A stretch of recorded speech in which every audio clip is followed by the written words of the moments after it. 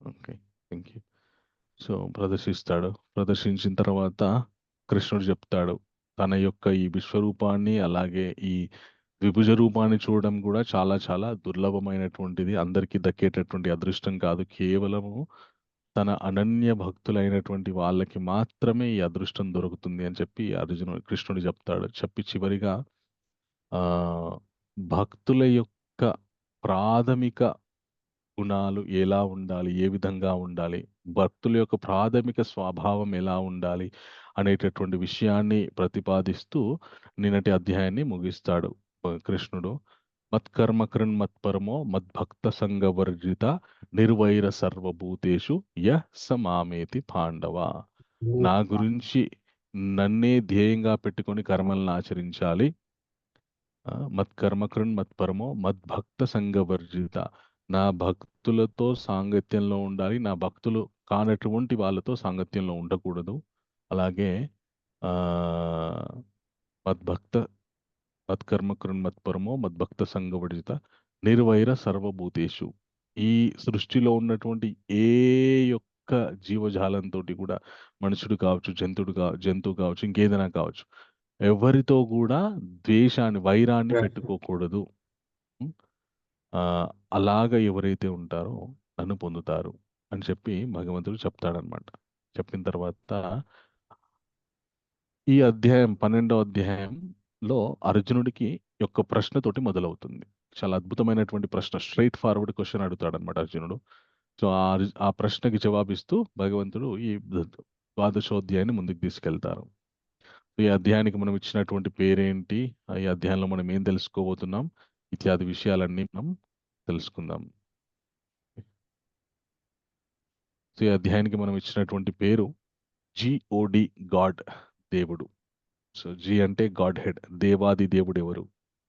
అలాగే ఆప్షన్స్, ఎంపికలు, ఏం ఎంపిక చేసుకోవాలి, ఏ విధానమైనటువంటి పద్ధతిని మనం ఎంపిక చేసుకోవాలి. ఆ తర్వాత డివోటీస్, డి అంటే డివోటీస్ డిస్పొజిషన్, భక్తుల మనోవైఖరి ఏ విధంగా ఉండాలి అనేటటువంటి విషయాన్ని మనం తెలుసుకుంటాం. ఓకే. సో మొట్టమొదటిగా జి, దేవాది దేవుడు గురించి మనం తెలుసుకుందాం. అర్జునుడు ఈ అధ్యాయం మొదట్లో ఒక అద్భుతమైనటువంటి ప్రశ్న అడుగుతాడనమాట. ఏమని అడుగుతాడంటే, అర్జున వాచ, నాతో పాటు అందరూ చెప్పండి. ఏవం ఏవం సతతయుక్తాయే సతతయుక్తాయే భక్తాస్త్వాం పర్యుపాసతే భక్తాస్వాం పర్యుపాసతే ఏ చాపి అక్షరం అవ్యక్తాం ఏ చాపక్షరమవ్యక్తాం తేషాం కే యోగవిత్తమాః. తేషాం కే యోగవిత్తమాః. సో అర్జునుడు ఒక స్ట్రైట్ ఫార్వర్డ్ క్వశ్చన్ అడుగుతున్నాడు అనమాట. నిన్న కృష్ణుడు అర్జునుడికి ఏం దర్శింపజేశాడు? దివ్య దృష్టి. విశ్వరూపం. ఓకే. సో విశ్వరూపాన్ని దర్శింపజేశాడు. ఓకే. ఆ విశ్వరూపం ఏ విధంగా ఉంది?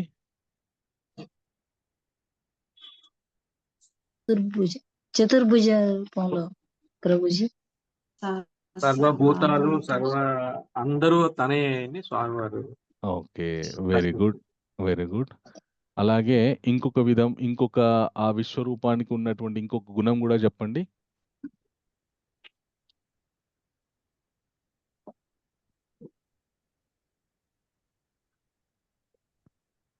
సూర్యచంద్రులు కూడా ఆయన కళ్ళు లాగా ఉన్నాయి. Okay, okay. ఇంకా ప్రయత్నం చేయండి, ఏమేమి విన్నారో చెప్పండి.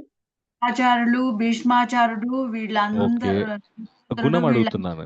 విశ్వరూపంలో ఏం కనిపిస్తున్నాయి, ఏమేం దర్శించుకున్నాడు అర్జునుడు కాదు, విశ్వరూపం ఎలాగుంది, ఏ విధంగా ఉంది?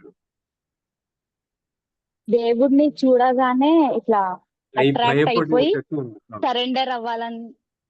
Okay, very good. ఇంకా 1000 సూర్యుల వెలుగులోతో వెలిగిపోతున్నాడు. ఇంకా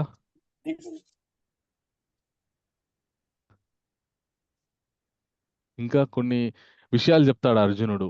ఇలా ఉంది, అలా ఉంది అసలు అని చెప్పేసి. ఏం చెప్పారు చూడగానే ప్రభు? భయం అవుతుంది ఓకే. విశ్వరూపాన్ని అని ఇంకా చెప్తారు. ఇంకా ఇంకా కోటి సూర్యులు చంద్రులు వెలుగులతో ఓకే. నిండి అందరూ బాగానే చెప్పారు కానీ ఒక విషయం ఎవరు చెప్పలేకపోతున్నారు. ఓకే. నాంతం న మధ్యం న పునస్తవాదిం పశ్యామి విశ్వేశ్వర విశ్వరూప. అసలు అంతమనేటువంటి లేని విధంగా సర్వం వ్యాపించి ఉంది ఆ విశ్వరూపం. ఆద్యాంతము లేకుండా సమస్త విశ్వాన్ని వ్యాపించి ఉందన్నమాట భగవంతుని యొక్క ఆ విశ్వరూపం అన్నమాట. ఓకే. సో చూడ తక్షణం నా దేహంలోనే ఉంది చూడు. ఇప్పుడు గాని భవిష్యత్తులో ఆది ఏది అంతం లేదు. అంతా నా దేహంలోనే ఉంది, నా రూపంలోనే ఉంది. భగవంతుడు ఏం చెప్పాడో అది ఓకే. ఎలా కనిపించిందంటే అర్జునుడికి ఆ విశ్వరూపం సమస్త విశ్వాన్ని వ్యాపించి ఉన్నట్టు. ఒక మన నాంతం న మధ్యం న పునస్తవాదం, ఒక మొదలు ఒక అంతము లేకుండా మొత్తం వ్యాపించి కనిపించిందంట. విశ్వం మొత్తం ఆ రూపం వ్యాపించి కనిపించిందనమాట. ఓకే. కనిపించిన తర్వాత అర్జునుడికి ఒక సందేహం కలిగిందనమాట. ఓకే. సో ఏమని సందేహం కలిగిందంటే, ఏవం సతతయుక్తాయే భక్త్యా స్త్వాం పర్యుపాసతే ఏ చాప్యక్షరమవ్యక్తాం తేషాం కే యోగవిత్తమాః. ఓకే. సో అర్జునుడు ఏమని ప్రశ్నించాడు అంటే,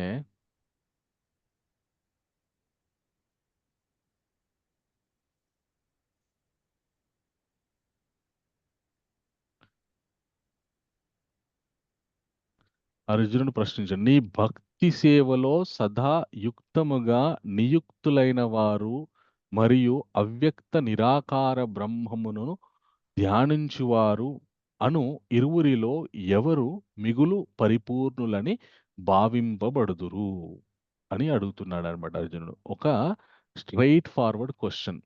ఓకే. కృష్ణ, మిమ్మల్ని మీ యొక్క స్వస్వరూపంతోటి పూజించడం గొప్పనా, లేకపోతే మీకు అసలు ఒక రూపమే లేదు భగవంతుడా, మీకు అసలు ఒక రూపమే లేదు, మీరు అవ్యక్తమైనటువంటి నిరాకారమైనటువంటి ఒక ఆ, జ్యోతి లేదా వెలుగు, ఒక శక్తి అనే విధంగా మిమ్మల్ని ధ్యానించడం గొప్పనా? ఈ రెండు రకాలైనటువంటి ఆరాధనలో ఏది గొప్ప అని అర్జునుడు అడుగుతున్నాడు అనమాట. ఓకే.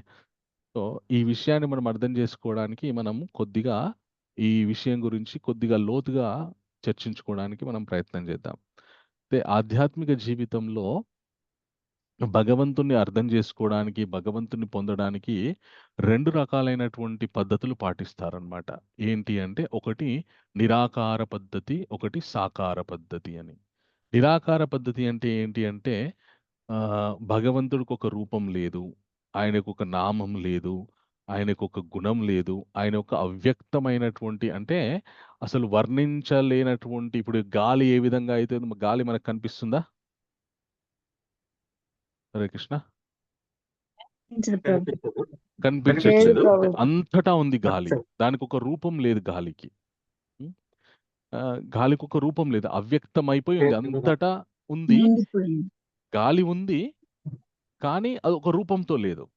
సో అదే విధంగా భగవంతుడు కూడా తన శక్తితో అంతటా ఉన్నాడు, ఆయనకు ఒక రూపం లేదు అనేటటువంటి విషయాన్ని ఆ, అదే గొప్ప జ్ఞానం అనే విధంతో ఆరాధించే వాళ్ళు కొందరు ఆధ్యాత్మిక సాధకులు. ఎవరైతే ఈ ఆధ్యాత్మిక జ్ఞానాన్ని నేర్చుకుంటూ ఉంటారో, భగవద్భక్తి చేస్తూ ఉంటారో వాళ్ళని సాధకుడు అంటారనమాట.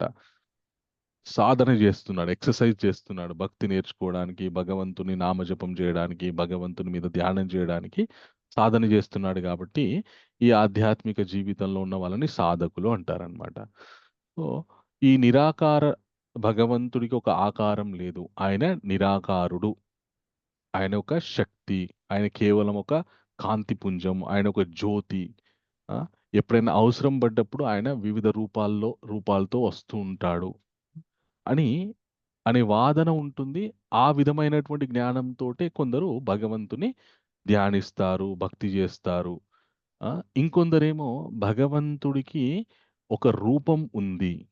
ఆయన తన యొక్క రూపంతోటి ఆయన ఎప్పుడు గూడా తన యొక్క ధామంలో ఉంటారు. ఆయన ధామంలో ఉంటూ తన నిత్య లీలల్ని ఆయన జరిపిస్తూ ఉంటారు అనేటటువంటి భావనతో కొందరు భగవంతుని ఆరాధిస్తారనమాట. సో, ఇప్పుడు అర్జునుడు అడిగినటువంటి ప్రశ్న ఏంటంటే, ఈ విధంగా మిమ్మల్ని మీకొక రూపం లేదు అనేటటువంటి విధంగా భావించి మిమ్మల్ని ధ్యానించేవారు గొప్పనా? లేదంటే ఈ విధంగా మిమ్మల్ని మీకొక రూపం ఉంది. మీరెప్పుడు గూడా ఒక రూపంతో అవైలబుల్‌గా ఉన్నారు అనే విధంగా భావించి మిమ్మల్ని పూజించడం గొప్పనా? ఈ రెండిట్లో ఈ 2 పద్ధతుల్లో ఏది గొప్పది? అని అడుగుతున్నాడనమాట అర్జునుడు. సో, ఈ విషయం మీద మనకు చాలా క్లారిటీ ఉండాలండి. ఎందుకంటే మన సనాతన ధర్మం చాలా ఆధ్యాత్మిక పద్ధతులకి ఇల్లు, నిలయం. మీరు ఎంతోమంది సనాతన ధర్మానికి చెందినటువంటి ప్రవచకర్తలను చూస్తుంటారు మనం. మనం ప్రతిరోజు టీవీ పెట్టినా, యూట్యూబ్ పెట్టినా గూడా ఎంతోమంది మన ఆధ్యాత్మిక గ్రంథాల మీద ప్రవచనం ఇస్తూ ఉంటారనమాట. కొందరేమో అందరూ ఒకటే అంటారు. కొందరేమో భగవంతునికి రూపం లేదంటారు. కానీ ఓ రూపం తీసుకొని వస్తూ ఉంటాడంటారు. కొందరేమో లేదు ఆయన ఎప్పటికి గూడా రూపంతోటే ఉంటారు అని అంటూ ఉంటారు. ఓకే.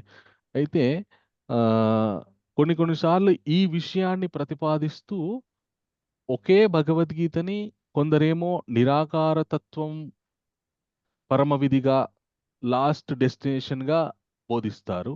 కొందరేమో సేమ్ భగవద్గీతని సాకార రూపాన్ని చేరుకోవడానికి, గమ్యంగా చేరుకోవడానికి ఆహ్, అర్థం చేసుకోవాలనస్ అర్థం చేసుకోవాల్సినటువంటి జ్ఞానంగా బోధిస్తారు. సో, ఎవరు ఏ పద్ధతిని పట్టుకున్నారో ఆ పద్ధతియే గొప్ప అని చెప్తూ ఉంటారనమాట. ఓకే. అర్థమైందా ఎవరికైనా? మళ్ళీ ఒకసారి ఎక్స్‌ప్లెయిన్ చేయరా ప్లీజ్ ప్రభుజీ? ఆ! ఓకే. సో, మన సనాతన ధర్మంలో ఉన్నటువంటి ఆధ్యాత్మిక సాధకులు కొందరేమో భగవంతుడికి ఇదే భగవద్గీతని భగవంతుడికి ఒక ఆకారం లేదు. భగవంతుడు ఒక శక్తి అని తెలుసుకోవడమే లక్ష్యము. మానవ జీవిత లక్ష్యము అనే విధంగా బోధిస్తూ ఉంటారు. కొందరేమో భగవంతుడికి ఒక రూపం ఉంది. ఆ రూపానికి మనము భక్తులమవ్వాలి, దాసులమవ్వాలి అని బోధిస్తూ ఉంటారు. ఇదే భగవద్గీతలోనున్నటువంటి జ్ఞానాన్ని. ఓకే. సో, అందుకే మనకి ఆయనేమో అలా జెప్పారు, వీళ్ళేమో ఇలా చెప్తున్నారు అనే కన్‌ఫ్యూజన్ ఒస్తుంది. ఈ రెండిట్లో ఏది గొప్పది? ఏది కరెక్టు? నిరాకారం. Okay. Very good. Jagadish Prabhu ఏమంటున్నారంటే నిరాకారం అంటున్నారు. ఇంకా ఎవరేమంటున్నారు? సాకారం. సాకారం. ఓకే. ఓకే. నిరాకారం ఎంతమంది అంటారు? చేయి లేపండి. సాకారం నుంచి నిరాకారం దాకా ప్రభుజీ. First okay. సాకారం తీసుకోవాలి. దాని నుంచి నిరాకారానికెళ్ళాలి. ఓకే. ఓకే. ఇంకా? వివిధమైనటువంటి వాదనలు. వాద ప్రవదతాం అహం అన్నాడు కృష్ణ. ఒక చక్కటి ఆధ్యాత్మిక వాదనలు ఏవైతే ఉన్నాయో అవి గూడా కృష్ణుడి యొక్క శక్తి అని చెప్పారనమాట. సో, ఒక రకమైన అండర్‌స్టాండింగ్ ఏంటి అంటే, మొట్టమొదటగా మన యొక్క సాధన సాకార రూపంతో మొదలుపెట్టి తర్వాత భగవంతుడు నిరాకారం అని తెలుసుకోవాలి అనే విధమైనటువంటి వాదన ఒకటి. ఒక వాదననేమో మొదలుపెట్టడం సాకార రూపమే, అలాగే చేరుకోవడం గూడా సాకార రూపమే. ఎప్పటికీ భగవంతుని యొక్క సాకార రూపం ఎప్పటికీ ఉంది అనేటటువంటి వాదన ఒకటి. ఓకే. ఇప్పటికీ సో ఉంది ప్రభు. ఓకే. ఈ అద్వైతము, రెండిట్ ద్వైతము. ఓకే. అద్వైతము, ద్వైతం అని ఎవరు చెప్పారు? నరసింహదాస్. నరసింహదాస్ ప్రభు. ఓకే. మధ్వాచార్యుడు. ఓకే. సో, ఎప్పటికీ ఈ వాదన ఉంటూనే ఉంటుందన్నమాట. ఆధ్యాత్మిక జీవితంలో, ఆధ్యాత్మిక సాధనల్లో మన సనాతన ధర్మంలో నిరాకారవాదులేమో అదే గొప్ప అంటారు. సాకారవాదులేమో ఇదే గొప్ప అంటారు. మరి అసలుకు భగవంతుడు ఏం చెప్పాడో తెలుసుకోవడానికి ఎవరు ప్రయత్నం చేయరు. సో, మనకి ఒక విధమైనటువంటి పద్ధతి మీద మనకిష్టం ఉండొచ్చు. దాంట్లో తప్పేం లేదు.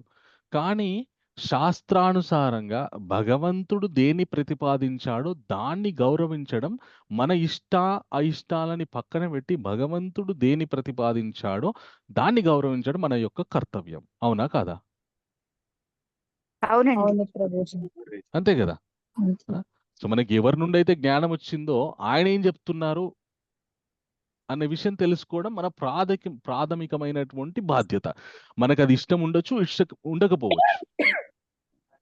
ఓకే. సో నాకు ఏదన్నా ఆ, ఆ, మ్, వ్యాధి వచ్చిందనుకోండి, ఆ వ్యాధి తగ్గాలంటే నేను వేసుకునే మందు చేదుగా ఉండొచ్చు, తీయగా ఉండొచ్చు, ఏదోలాగా ఉండొచ్చు. నాకు ఆ మందు ఇష్టమా కాదా అనేటువంటిది పక్కకు పెట్టి నా వ్యాధి తగ్గించుకోవడం అనేటువంటి విషయం మీద నేను ఆ, దృష్టి కేంద్రీకరించిన అనుకోండి, ఆ మందు ఏ విధంగా ఉన్నా నేను స్వీకరిస్తా. అవునా కదా? ఇప్పుడు మనందరికీ, మనుషులందరికీ ఉన్నటువంటి వ్యాధి ఏంటి అంటే, ఈ భౌతిక ప్రపంచమే నిజము, ఇక్కడ సుఖపడడమే గొప్ప. ఈ భౌతిక గుర్తింపుతోటి మనల్ని మనం గుర్తించుకోవడమే మనకు ఉన్నటువంటి వ్యాధి. ఈ వ్యాధి తగ్గాలంటే మనకు దొరికినటువంటి ఆ ఔషధం ఏంటి, మందు ఏంటి అంటే ఆధ్యాత్మిక చింతన, ఆధ్యాత్మిక మార్గము. సో మరి ఈ ఆధ్యాత్మిక మార్గంని, ఏ విధమైనటువంటి ఆధ్యాత్మిక మార్గాన్ని మనకి భగవంతుడు ప్రతిపాదించారో ఆ మార్గాన్ని మనం ఎంచుకుంటే మనకు ఉన్నటువంటి ఈ భవరోగం అనేటువంటిది తగ్గిపోతుంది.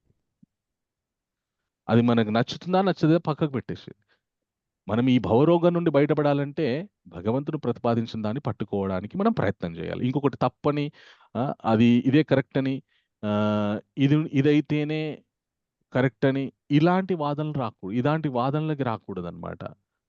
మనం సహృదయంతో భగవంతుడు దేన్ని ప్రతిపాదించారో ఆ విషయాన్ని మనము గ్రహించి మనము పాటించాలన్నమాట. భగవంతుడు ఏమంటాడంటే, కృష్ణ శ్రీ భగవాన్ వాచ, నాతో పాటు అందరూ చెప్పండి, మై శ్రీ ఏ భగవంతుని మయ్యా వాచ. మయ్యావేశమనో ఏ మయ్యావేశమనోయేమాం నిత్యయుక్త ఉపాసతే నిత్యయుక్తా ఉపాసతే శ్రద్ధాయ పరయోపేత శ్రద్ధయా పరయోపేత ते मे युक्ततमा मतः.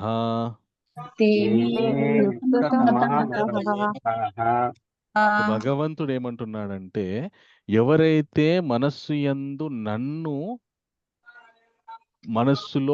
నన్ను స్థిరపరుచుకొని మనస్సు నిండా నన్ను నింపుకొని నిత్యం నన్ను ఉపాసిస్తూ ఉంటారో గాఢ నమ్మకంతోటి, ఓకే, వాళ్ళు ఉత్తమమైనటువంటి స్థితికి వెళ్తారని చెప్పేసి నేను ప్రతిపాదిస్తున్నాను అని చెప్పి, వెంటనే ఏ విధంగా కృష్ణుడు ఏం చెప్తున్నారు, ఎవరైతే తనని మనస్సులో నింపుకొని ఉపాసన చేస్తారో, గాఢ నమ్మకంతో తన భగవంతుని యొక్క రూపాన్ని ఉపాసన చేస్తారో వాళ్ళు ఉత్తమ స్థితికి వెళ్తున్నారని నేను చెప్తున్నాను, ప్రతిపాదిస్తున్నానని చెప్పి చెప్తాడనమాట. చెప్పి వెంటనే మళ్ళీ ఇంకో 2 విషయాలు కూడా చెప్తారనమాట. ఏమని చెప్తారంటే, ఏత్వాక్షరం నిర్దేశాం అవ్యక్తం పర్యుపాసతే సర్వత్రగామ చింత్యం చ కుటస్థమచలం ధ్రువాం సన్నియామేంద్రియాగ్రామాం సర్వత్ర సమబుద్ధయ తే ప్రాప్నువంతి మామేవ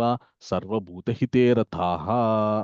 ఎవరైతే నా యొక్క ఈ అవ్యక్తమైనటువంటి రూపాన్ని, ఈ అవ్యక్తమైనటువంటి విధానాన్ని ఉపాసన చేస్తూ ఉంటారో, అనన్యమైనటువంటి ధ్యానంతో ఎవరైతే ఉపాసన చేస్తుంటారో, చివరికి వాళ్ళు కూడా పొందేది నన్నే. వాళ్ళు సమస్త భూతములని మేలు కోరుకొని వాళ్ళు ఎవరైతే ఈ విధంగా ఉపాసన చేస్తారో చివరికి వాళ్ళు కూడా పొందేది నన్నే. నువ్వు ఏ విధంగా ఉపాసన చేసినా పొందేది నన్నే. కానీ ఇది ఇంపార్టెంట్ అన్నమాట. ఇది భగవంతుడు ప్రతిపాదిస్తున్నాడనమాట. భగవంతుని యొక్క ప్రతిపాదన ఇప్పుడు వచ్చేటటువంటి శ్లోకం అన్నమాట. ఒక్క నిమిషం, నాతో పాటు అందరు చెప్పండి. క్లేశోధికతరస్తేషాం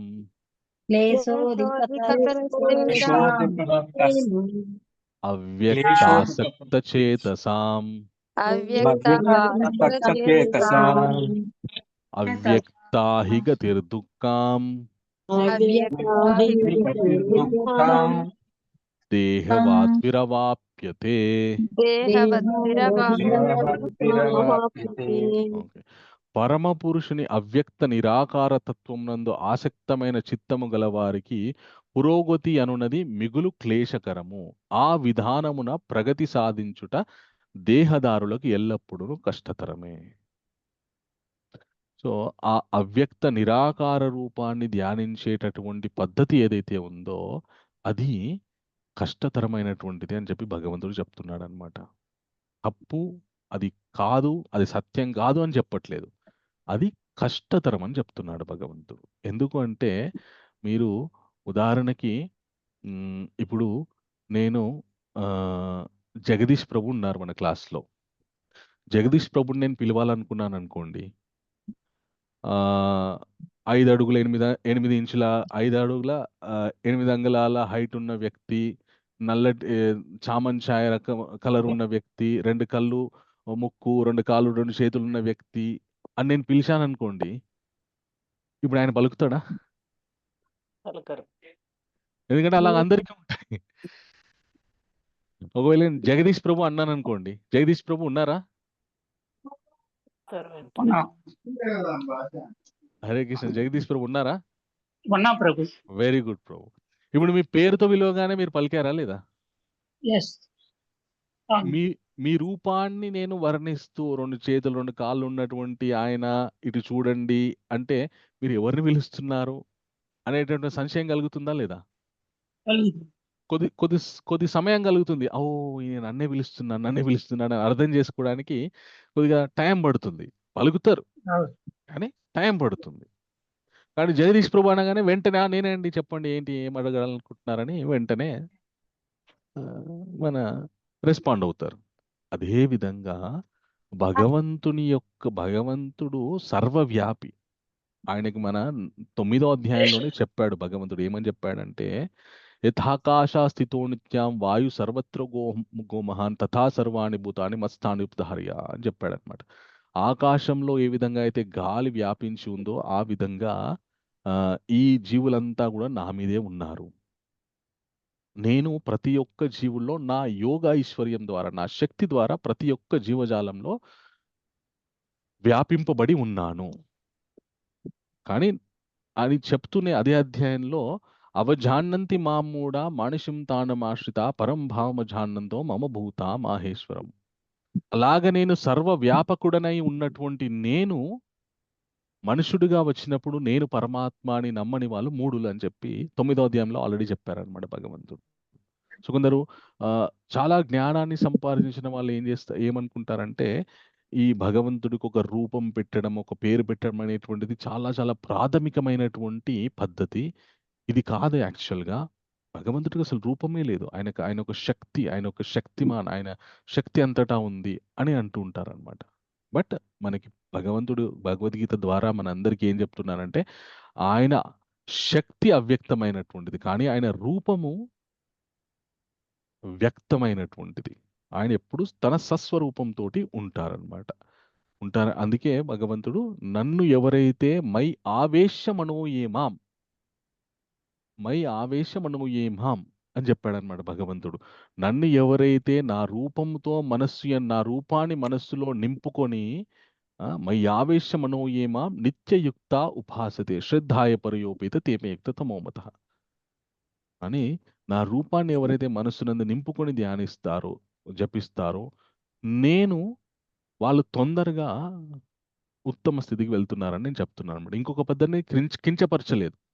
బట్ ఏ పద్ధతి ద్వారా సులభంగా భగవంతుని చేరుకునే అవకాశం ఉంది, ఏ పద్ధతి ద్వారా కొద్దిగా ఆలస్యమయ్యేటటువంటి అవకాశం ఉంది అనేటటువంటి విషయాన్ని భగవంతుడు ప్రతిపాదిస్తున్నాడు అనమాట. ఎలా ఉంటుందంటే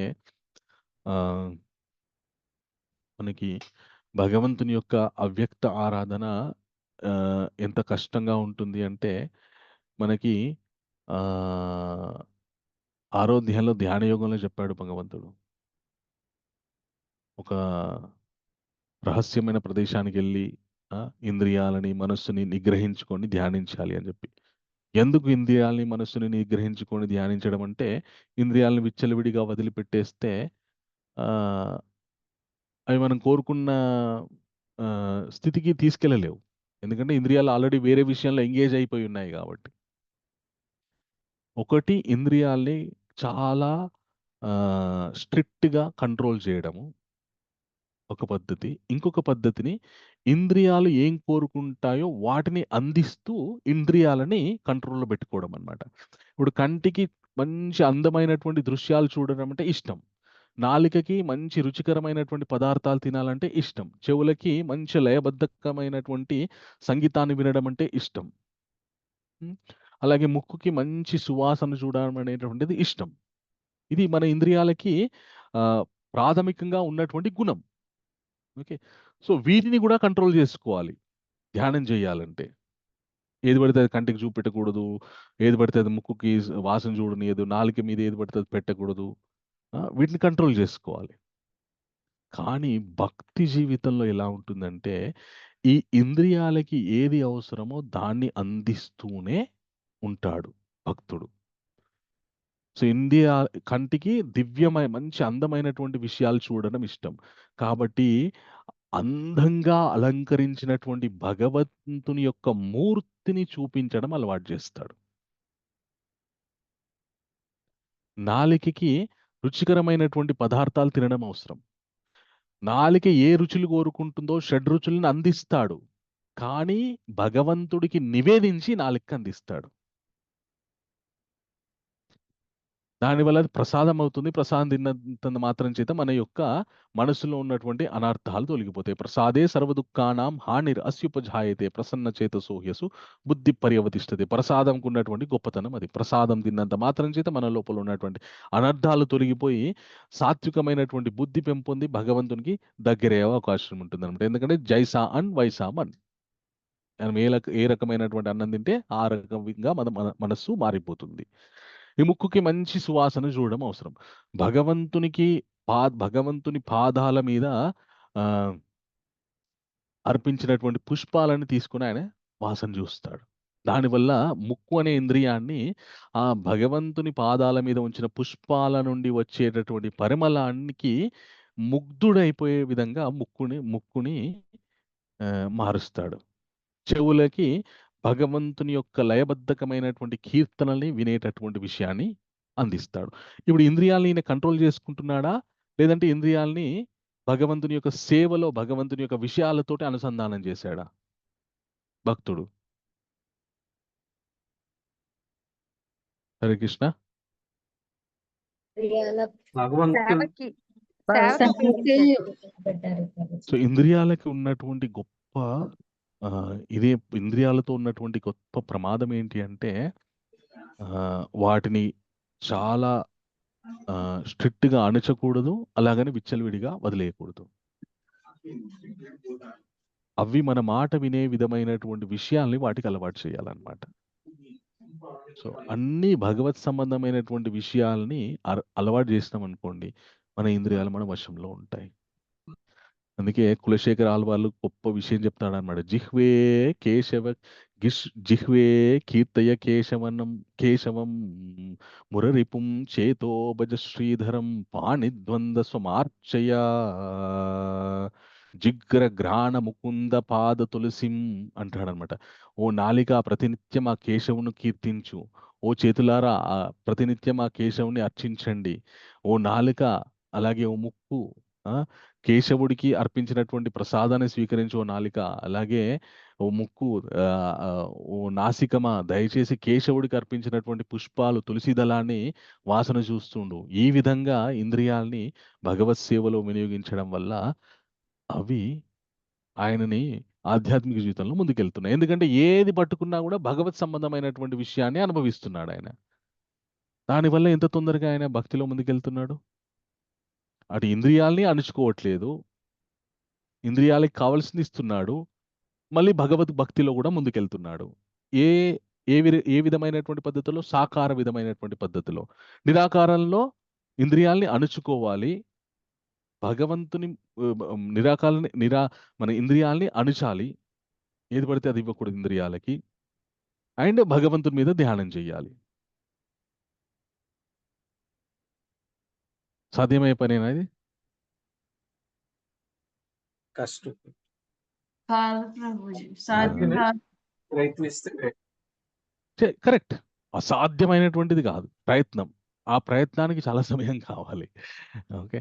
మనకి ఇప్పుడు కలియుగంలో ఇది ఎందుకు కష్టమని చెప్తున్నాడంటే భగవంతుడు, ప్రస్తుతం మనకున్నటువంటి పరిస్థితులు అలా ఉన్నాయన్నమాట. ఇప్పుడున్నటువంటి పరిస్థితుల్లోకి ఆ పద్ధతి కష్టం. ఎందుకంటే కృతయుగం, సత్యయుగంలలో మనుషుల యొక్క వయస్సు 1,00,000 సంవత్సరాలు ఉండేది. అలా తపస్సు చేయాలంటే లక్షల కొద్ది సంవత్సరాలు మనము వెచ్చించాలన్నమాట. అంత వయసు మనకి ఇప్పుడు లేదు కలియుగంలో. పట్టుమని 100 సంవత్సరాలు గట్టిగా బతికితే చాలా కష్టం. అంత సో నిగ్రహం గురించి ప్రభుజీ. మనకున్నటువంటి తక్కువ సమయంలో ఎక్కువ లాభాన్ని మనకి ఏది చేకూరుస్తుందో, తొందరగా మనల్ని ఏది ముందుకు తీసుకెళ్తుందో ఆ విధమైనటువంటి పద్ధతిని పట్టుకోవడం అనేటువంటిది ఉత్తమమైనటువంటిది అనమాట.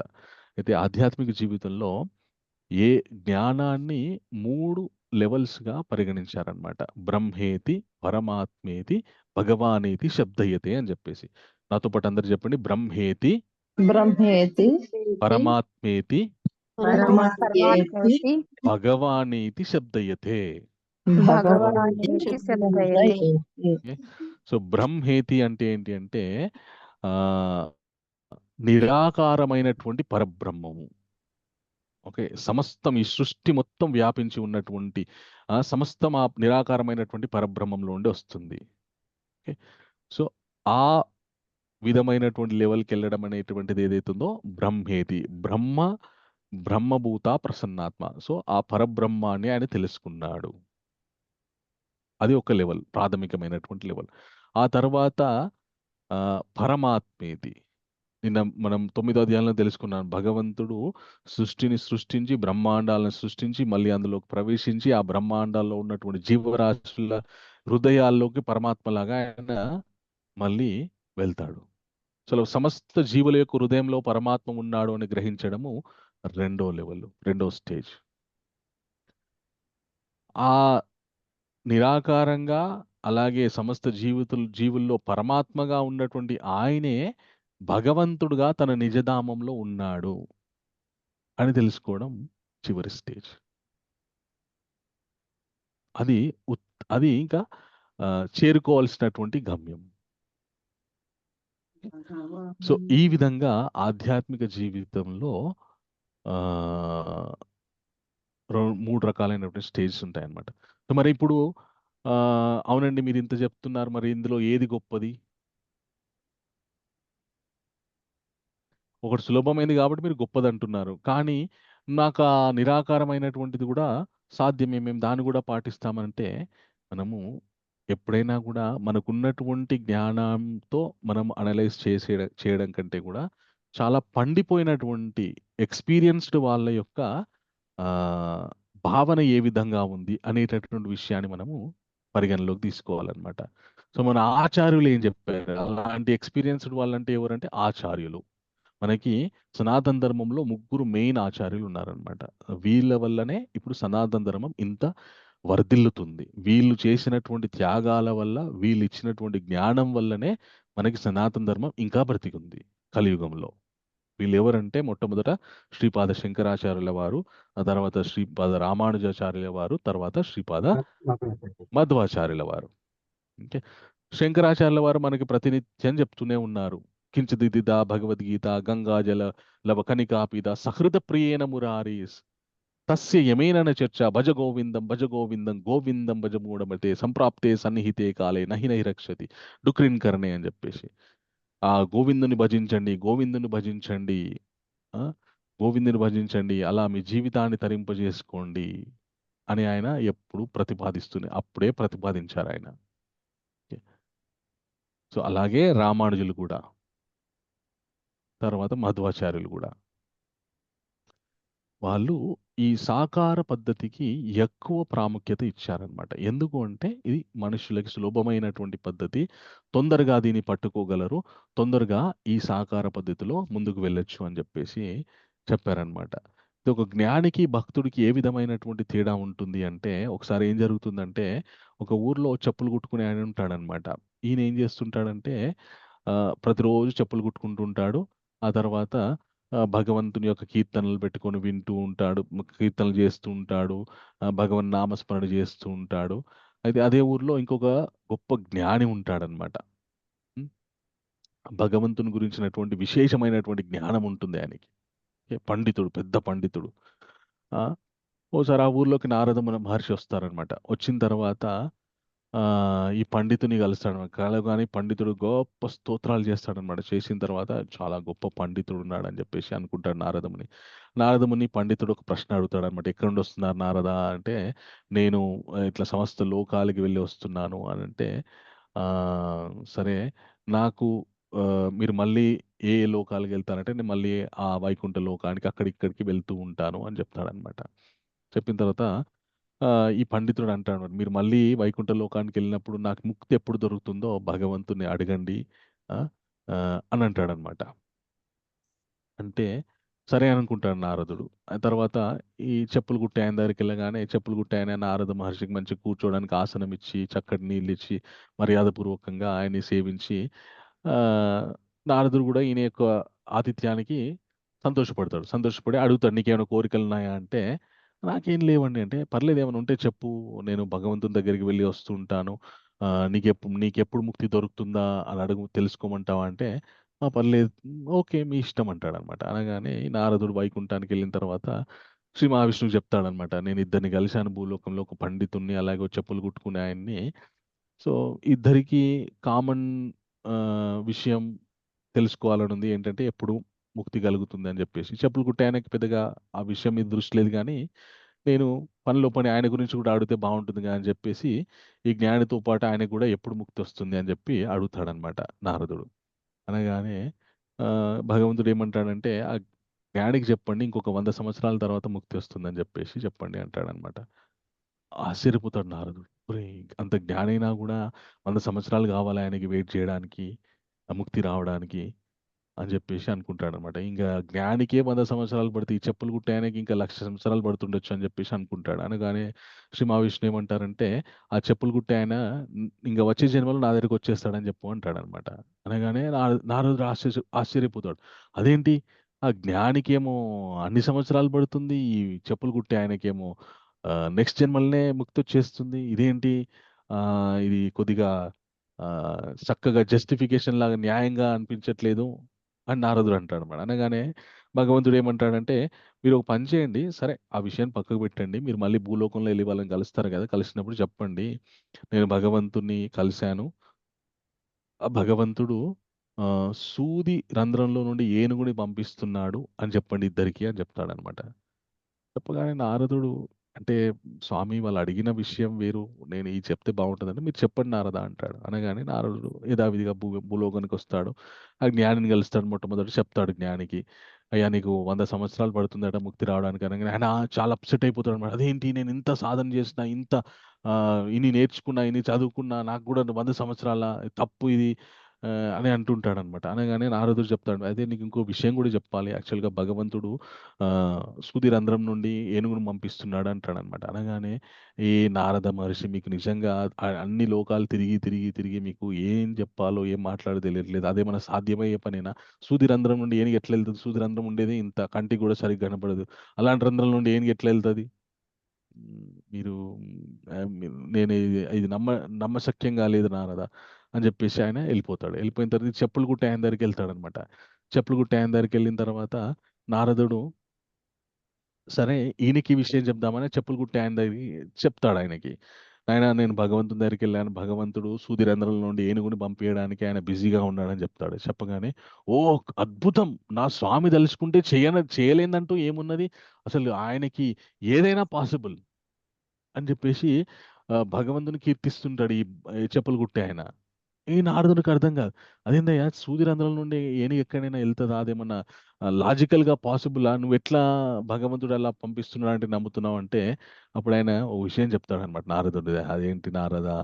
మీరు ఇంత గొప్ప జ్ఞాని అయ్యుండా మీరు గూడా సంశయపడుతున్నారు. నేను కూర్చుని ఇంత పెద్ద మర్రి చెట్టు ఇంత విత్తనంలో ఉండగాలేంది భగవంతుడు అంత చిన్న రంధ్రంలో నుండి ఏనుగుడు పంపించలేడా? ఇంత చిన్న విత్తనంలో ఇంత మర్రి చెట్టు పెట్టిన ఆయనకి ఆ రంధ్రంలో ఏనుగు పంపించడం ఎంతసేపు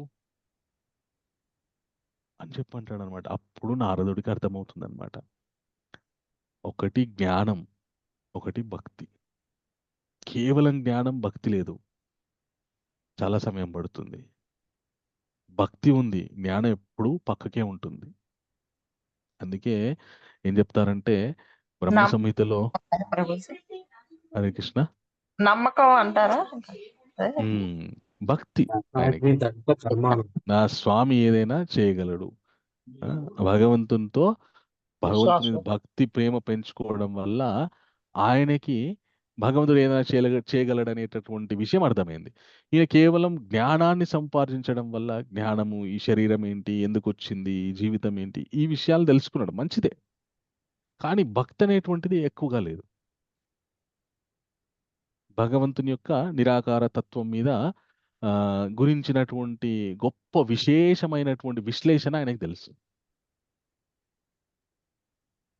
అందుకే బ్రహ్మ సంహితలో ఏం చెప్తారంటే, పంతస్తు కోటి శతవత్సర సంప్రగమ్యో వాయో రథాపి మనసో మునిపుంగవానాం సో అపి అస్తి యత్ ప్రపదాస్మిన్ అవిచింత్య తత్వే అని చెప్తారనమాట. వేల కొలది, కోట్ల కొద్ది ఆధ్యాత్మిక పద్ధతుల్లో చాలా మంది మిమ్మల్ని ప్రయత్నిస్తూ ఉంటారు ఓ కృష్ణ.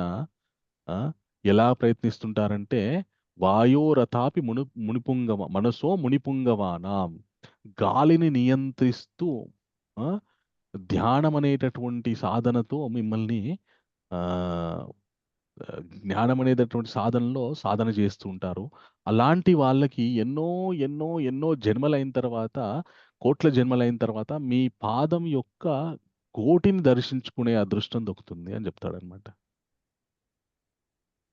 కానీ ఎవరైనా గనుక ఆత్మభక్తో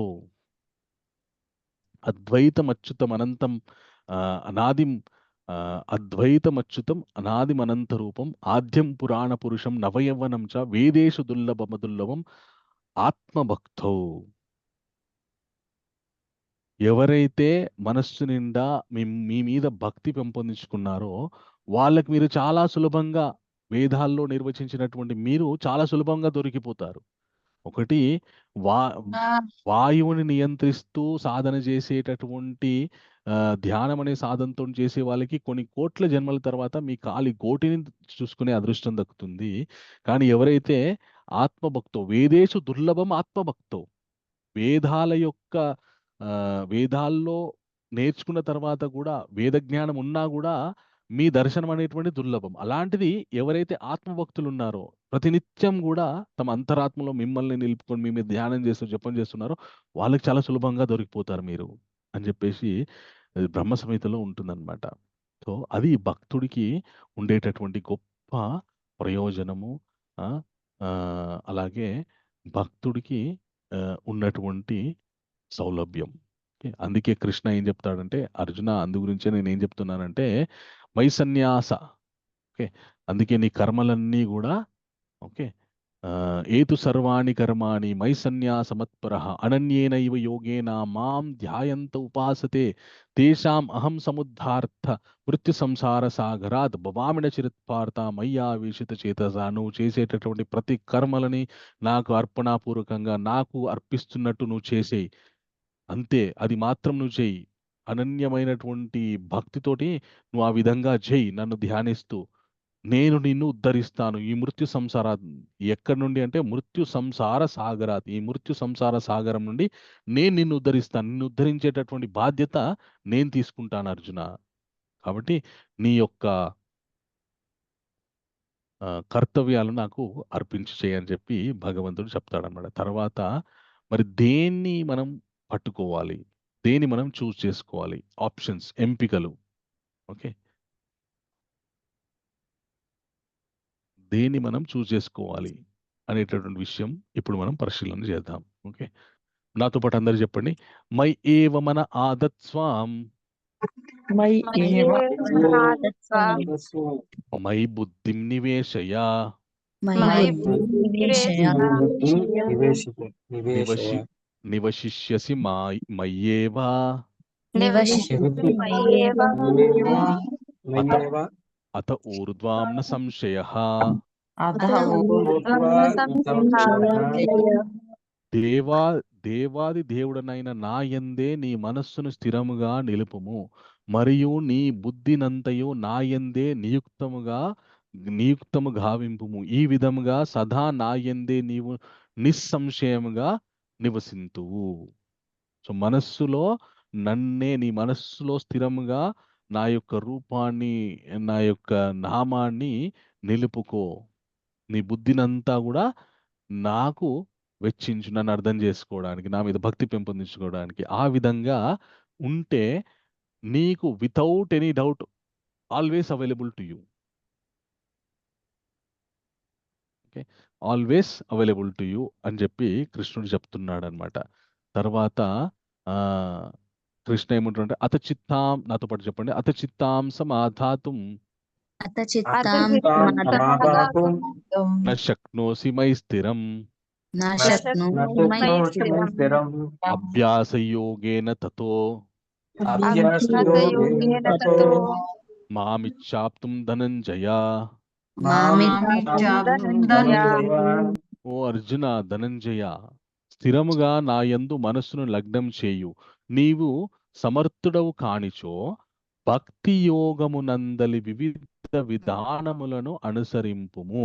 ఆ రీతిన నన్ను పొందు కోరికను వృద్ధి చేసుకునుము. ఒకవేళ నీకు నా మీద నన్ను జపించడం, నీ మనస్సులో పరిపూర్ణంగా నన్ను ఉంచుకోవడం, నన్ను నిలుపుకోవడం నీ వల్ల కాలేదనుకో, భక్తి యోగ అభ్యాస యోగేన నువ్వు భక్తి యోగాన్ని అభ్యాసన చేయడం వల్ల నీకు ఒక పరిపక్వత వస్తుంది. ప్రతినిత్యం నీ మనసులో నన్ను నిలుపుకునేటటువంటి పరిపక్వత వస్తుంది అనమాట. సో భగవంతుడు ఏ పద్ధతి గొప్పది, ఏ పద్ధతి సులభమైంది, ఓకే, ఆ పద్ధతి చేస్తుంటే ఏ విధమైనటువంటి ఉద్ధరణ జరుగుతుంది, ఆ పద్ధతి చేయడానికి నువ్వు సంకల్పం చేసుకో. ఆ పద్ధతి నీకు చేయడం సఖ్యం కాకపోతే ప్రాబ్లం ఏం లేదు, అభ్యాసన చెయ్యి అని చెప్పి ఆ అభ్యాసన ఏ విధంగా చేయాలో కూడా చెప్తాడనమాట భగవంతుడు ఈ తర్వాతి శ్లోకంలో. ఒకవేళ అభ్యాసన చేయడం వీలు కాలేదనుకోండి, భగవంతుని మనసులో నిలుపుకోవాలి అని కోరుకుంటున్నాడు భగవంతుడు. ఆ విధంగా ఆయన నిలుపుకొని సమస్త కర్తవ్యాలు ఆయనకు అర్పణపూర్వకంగా చేయమని చెప్తున్నాడు. ఒకవేళ అలా నిలుపుకోవడం మన వల్ల కాలేదంటే భక్తి యోగా అనేటటువంటి అభ్యాసన చెయ్యండి అని చెప్తున్నాడు. అది కూడా మనకు సాధ్యం కాలేదనుకో, ఎందుకంటే ఇవన్నీ మనసుతో కూడుకున్నటువంటి విశేషాలు.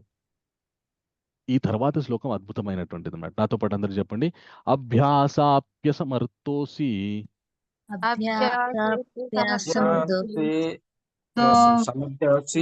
సమర్థోసి. నేను మళ్ళీ చెప్తాను, అభ్యాస అపి అసమర్థోసి మత్కర్మ పరమో భవ మదర్థమపి కర్మాణి కుర్వాన్ సిద్ధిమవాప్స్యసి.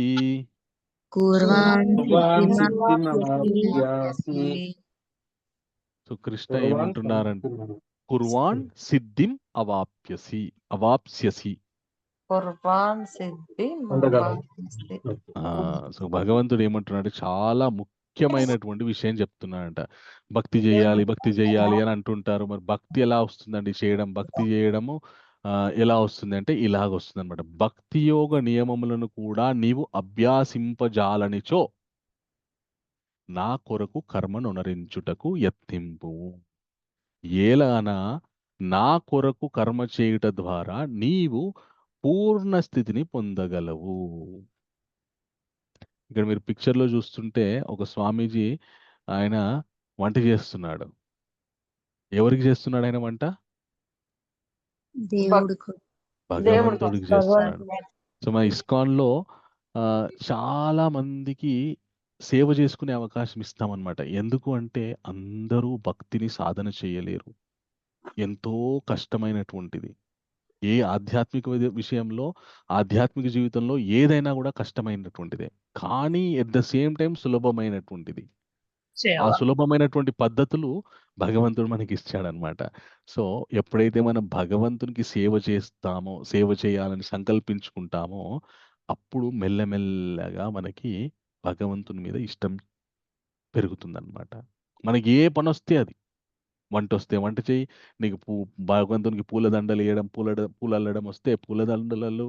లేదంటే భగవంతుని చక్కగా అలంకరించడం వస్తే అది అలంకరించు. లేదంటే దేవాలయాన్ని చక్కగా అడ్మినిస్ట్రేషన్ చేయడానికి దేవాలయంలో ఎప్పుడు ఏం కావాలి, ఎక్కడ ఏముండాలి, ఎవరికేం సమకూర్చాలి, ఈ విషయాల్లో నీకు ఇంట్రెస్ట్ ఉంటే ఆ విషయంలో సేవ చేయి. వచ్చే భక్తులకి ఏదో ఒక విధంగా సేవ చేయి. ఈ సేవ అనేటువంటి అవకాశం వల్ల చాలా మంది గొప్ప భక్తిలో ఉన్నత స్థితికి వెళ్ళారన్నమాట. ఇస్కాన్ దేవాలయాల్లో మీరు చూస్తే గనక చాలా మటుకు వాళ్ళు భక్తులే ఉంటారు కానీ దేవాలయానికి భక్తి చేద్దామని ఆలోచన సంకల్పంతో వచ్చి సేవ చేస్తుంటారనమాట. ఎందుకంటే అది చాలా సులభమైనటువంటి విషయం భగవంతుని కనెక్ట్ అవ్వడానికి. ఉదాహరణకి ఎలా ఉంటుందంటే ఇప్పుడు మీతో నేను బంధుత్వమో, ఫ్రెండ్‌షిపో జేయడానికి వచ్చినానుకోండి. మీరేం జేస్తారు? First of all? Hare Krishna. ఎవరు అని కనుక్కుంటాం. Very good. ఎవరని కనుక్కుంటారు. అసలు నా నా లెవెల్‌కి మ్యాచ్ అయితాడా లేదా? నా స్టేటస్‌కి రీచ్ అయితాడా లేదా? అనేటువంటి పరిశీలన అనేది చేస్తారు గదా! అవునా కాదా? అవును సార్. అవును. అవును అవును. ప్రభు. ఎవరైనా కాకపోతే చూస్తారది. ఎవరు అని అంటే ఎవరు ఎక్కడి నుండి ఒకరితో బంధుత్వం పెంచుకోవాలన్నా, ఒకరితో మిత్రత్వం పెంచుకోవాలన్నా, మా స్టేటస్‌కి తగినవాడా కాదా? అనేటువంటి పరిశీలన చేసి మనం వాళ్ళతోని బంధుత్వం, మిత్రత్వమో ఏర్పరుచుకుంటాం. అదే నేను మీకు సేవ చేయడానికి వచ్చినాననుకోండి. మీ ఇంట్లో ఇల్లు ఊడవడానికో, లేదంటే మీకేదైనా మార్కెట్ నుండి కూరగాయలు తెచ్చియడానికో ఫ్రీగా నాకేం ఇవ్వద్దండి. ఖాళీ మీరు గొప్పవారు గదా సమాజంలో. మీకు కొద్దిగా సేవ చేస్తే బాగుంటుందని మీకు ఉపయోగపడదామని నేనొచ్చినా అని వచ్చాననుకోండి మీ దగ్గరికి. అప్పుడు ఏం చేస్తారు? అరే! ఏదో ఫ్రీగా చేస్తున్నాడు కదా! చెయ్యి. అంటారా? అనరా? అంటారు ప్రభు. అంటారు ప్రభు. ఎందుకంటే ఫ్రీగా సేవ చేస్తున్నాడాయన. అలా సేవ చేస్తూ ఉన్నాడనుకోండి ఫ్రీగా. కొంతకాలానికి అతనికేం అడగాలని లేకపోయినా సరే, అరే! వీడు అనవసరం ఈన్ని ఇంత సేవ చేస్తున్నాడు వీడు. ఏం అడగట్లేదు. ఒరేయ్! చెప్పురా నువ్వు ఇంత సేవ చేస్తున్నావు ఎప్పుడేం అడగట్లేదు. నీకేదైనా ఉంటే చెప్పురా నేను డబ్బులు కావాలా చెప్పు. ఏం కావాలో చెప్పు. నేను నీకు ఇస్తారా అని చెప్పేసి మనకు ఆ భావన వస్తుందా లేదా? వస్తుంది. భక్తి విషయంలో కూడా అదే జరుగుతుందన్నమాట. మనకి భగవంతుని ఒక చోట కూర్చొని జపం చేయడము కష్టంగా ఉంటుంది. భగవంతుని గురించి ధ్యానించడం కష్టంగా ఉంటుంది. అలాగే భగవంతుని గురించి వినడం అంటే కూడా కష్టంగా ఉంటుంది ఒక్కోసారి. కానీ భగవంతునికి మన శరీరంతోటి ఏదో ఒక సేవ చేసినామనుకోండి ఉచితంగా, స్వామి మీ కృప ఉంటే చాలని చెప్పేసి ఏదో సేవ చేసినామనుకోండి. అలా సేవ చేస్తూ ఉంటే అరే! వీడు వచ్చి ప్రతిసారి ఏం ఆశించకుండా సేవ చేస్తున్నాడు. వీని జీవితంలో ఏమున్నాయి అవన్నీ తీర్చేద్దాం వాడు అడగకముందే అని చెప్పేసి భగవంతుడు ఆలోచిస్తాడా లేదా? ఒక మనమే ఆలోచిస్తే మనం ఏదైనా కూడా ఏదో ఒక ప్రతిఫలం పొందంది మనం ఎవరిని కూడా ఏ పని కూడా చెయ్యం మనం. అది మనుషులకు ఉండేటటువంటి స్వార్థం అది. బేసిక్ క్వాలిటీ మనుషులకు ఉండేటటువంటి. అలాంటి స్వార్థపూరితమైనటువంటి మనసుతో ఉన్నటువంటి మనమే ఒక వ్యక్తి మనకి ఎల్లప్పుడూ ఏం ఆశించకుండా సేవ చేస్తే కొన్ని రోజులైన తర్వాత వాడి మీద దయ కలిగినప్పుడు భగవంతునికి ఆయన పరమ కరుణామయుడాయన. మీరాయన మొక్కారా లేదా? ఓ నాస్తికుడు ఉంటాడు. జీవితంలో ఎన్నడూ భగవంతుని దూషించడం తప్ప వానికి వేరే పనుండదు. ఇంకా దూషిస్తూ ఎవరైనా భగవంతుడిని నమ్ముతుంటే వాళ్ళని పిచ్చోల్లాగా చూసి, మీ మొహం మీరంతా మూఢనమ్మకాలు నమ్ముతారు. అసలు దేవుడనేవాడే లేడు. దేవుడెందుకున్నాడు? అంతా మనిషే సృష్టించుకున్నాడు అని వితండవాదాలు చేసి మన నాస్తికవాదాలు సమాజంలో ప్రచారం చేసే వాళ్ళకు కూడా భగవంతుడు కరుణతోటి ఈ ప్రకృతిని తన యొక్క శక్తిని హాయిగా అనుభవించేటటువంటి అవకాశాన్ని కల్పిస్తున్నాడు నిస్వార్థంగా. వాడు నన్ను నమ్మాడా లేదా అనవసరం. పుట్టాడు, ఆ, అనుభవించని. నా సృష్టిలో పుట్టాడు అంటే నా పిల్లోడే, నన్ను నమ్మాడా లేదా అనవసరం, అనుభవించని అని చెప్పేసి భగవంతుడు వాడికి కూడా అవకాశం ఇస్తాడు. అలాగా అంత కరుణామయుడు భగవంతుడు. ఆయన నమ్మినా నమ్మకపోయినా మనము ఆ, మనం ఏది అనుభవించాలో అది మనకి ఇస్తూనే ఉంటాడు భగవంతుడు. అలాంటి భగవంతుడికి మరి ఎంత కరుణ కలుగుతుంది, ఎంత కృప కలుగుతుంది మనం వెళ్ళి ఆయన గురించి సేవ చేస్తే.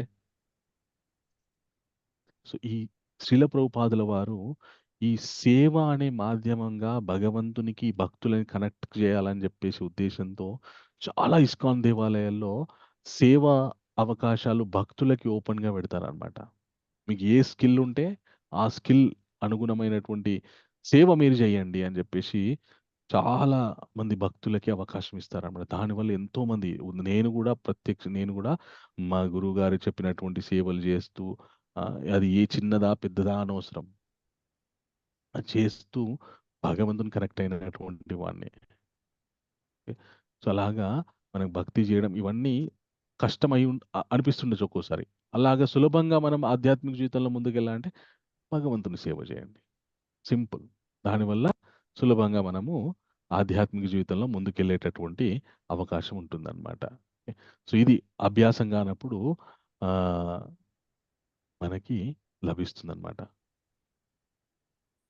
సార్ తర్వాత కృష్ణ ఏమంటే అతైతాదప్యాసక్తోసి మత్క కర్తుం మధ్యోగమాశ్రిత సర్వకర్మ ఫలత్యాగం తథా కుర్యథాత్మవాన్. అయినను ఒకవేళ నా భావనలో కర్మను చేయుట యందును నీవు అసమర్థుడమైనచో సర్వకర్మ ఫలములను త్యాగం చేసి ఆత్మస్థితుడవగుటకు యత్నింపు. ఒకవేళ నా గురించి పని చేయడం కూడా నీకు ఇష్టం లేదనుకో, నీ కర్మఫల త్యాగం చేయి. అలా కూడా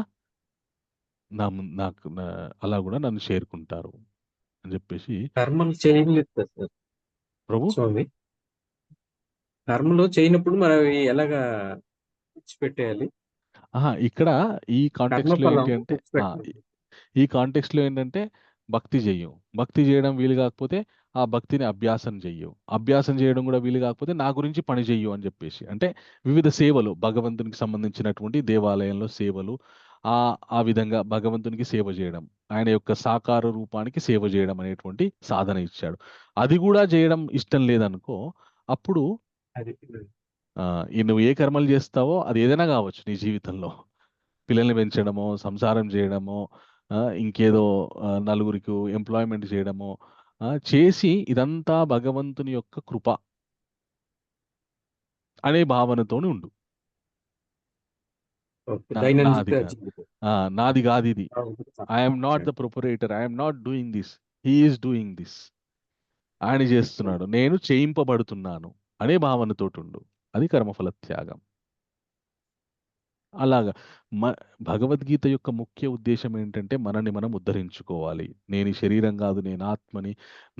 ఆ, నాకు భగవంతుడికి ఉన్నటువంటి సంబంధాన్ని పునరుద్ధరించుకోవాలి. ఆ పునరుద్ధరించుకోవడానికి ఎన్నో సాధనలు ఉంటాయి. ఆ సాధనలు ఎన్నో ఇస్తూ వాటిలో ఏది సులభమైందో దాన్ని పట్టుకోవడానికి ప్రయత్నం చేయండి అని చెప్పడమే భగవద్గీత యొక్క ముఖ్య ఉద్దేశం.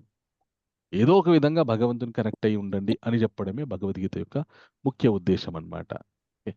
తర్వాత కృష్ణ ఏమంటాడు, శ్రేయో హి జ్ఞానం అభ్యాస జ్ఞానం ధ్యానం విశిష్యతే ధ్యానం కర్మ ఫలత్యాగం త్యాగం శాంతిమనంతరం. జ్ఞానాన్ని అభ్యాసించడము శ్రేయస్కరమైనటువంటిది. ఓకే, జ్ఞానం కంటే కూడా భగవంతుని మీద ధ్యానం ఇంకా విశిష్టమైనటువంటిది.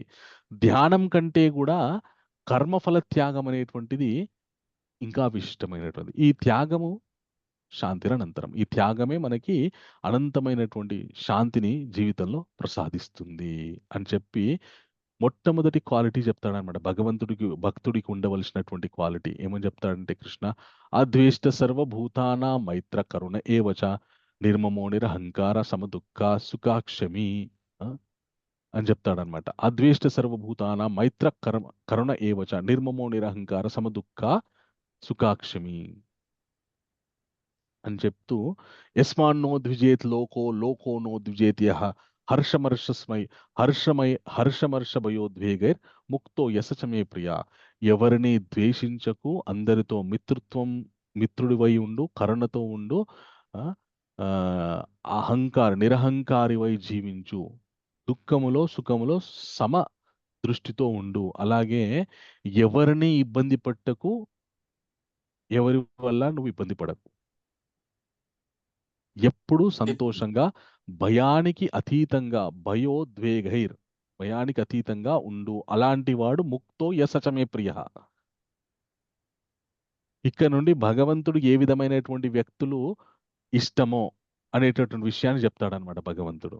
ఓకే, సో ఇప్పుడు డివోటీస్ డిస్పోజిషన్ అంటే భక్తుల నుండి ఏం ఆశిస్తున్నాడు భగవంతుడు. ఆయన ఏం భక్తులలో గుణగణాలని ఆశిస్తున్నాడు అనమాట భగవంతుడు. ఏం ఆశిస్తున్నాడు? భక్తులకి కొన్ని క్వాలిటీస్ ఆశిస్తున్నాడు ఆయన భగవంతుడు. ఆయన ఏం ఫ్రూట్స్ ఆశించట్లేదు, క్వాలిటీస్ ఆశిస్తున్నాడు అనమాట. ఆ క్వాలిటీస్ ఏంటో ఇప్పటి నుండి భగవంతుడు చెప్తాడనమాట. ఓకే, ఒక నిమిషం.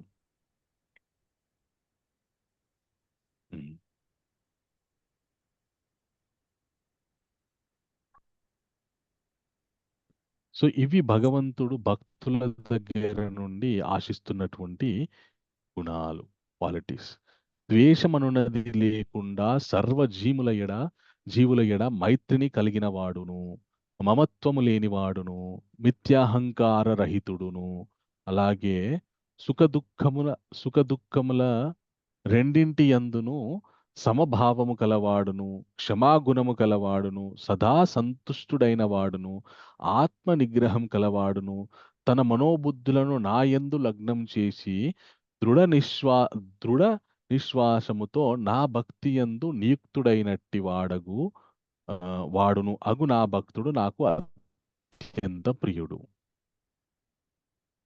ఎవరికిని కష్టమును కలిగించని వాడును, ఎవరి చేత కలతకు గురి కానివాడును, సుఖదుఖములందు మరియు భయోద్వేగములయందును సమచిత్తంగా నుండి వాడును అగు మనుజుడు నాకు మిక్కిలి ప్రియుడు.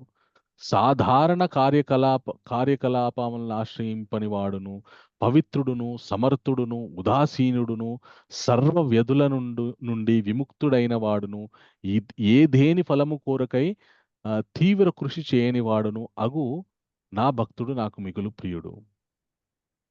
ఉప్పొంగుట గాని దుఃఖించుట గాని తెలియని వాడు, శోకించుట గాని వాంఛించుట గాని ఎరగనివాడు, శుభాశుభములు రెండింటినీ త్యాగము చేసిన వాడును అగు భక్తుడు నాకు మిక్కిలి ప్రియుడు. తర్వాత ఇంకా కొన్ని క్వాలిటీస్ చెప్తున్నాడు అనమాట. శత్రుమిత్రుల ఎడ స్వభావము, శత్రుమిత్రుల ఎడ సమభావము కలిగిన వాడును, అవమానములందు శీతోష్ణములందు సుఖదుఖములందు నిందాస్తుతులందు సమబుద్ధి కలిగిన వాడు,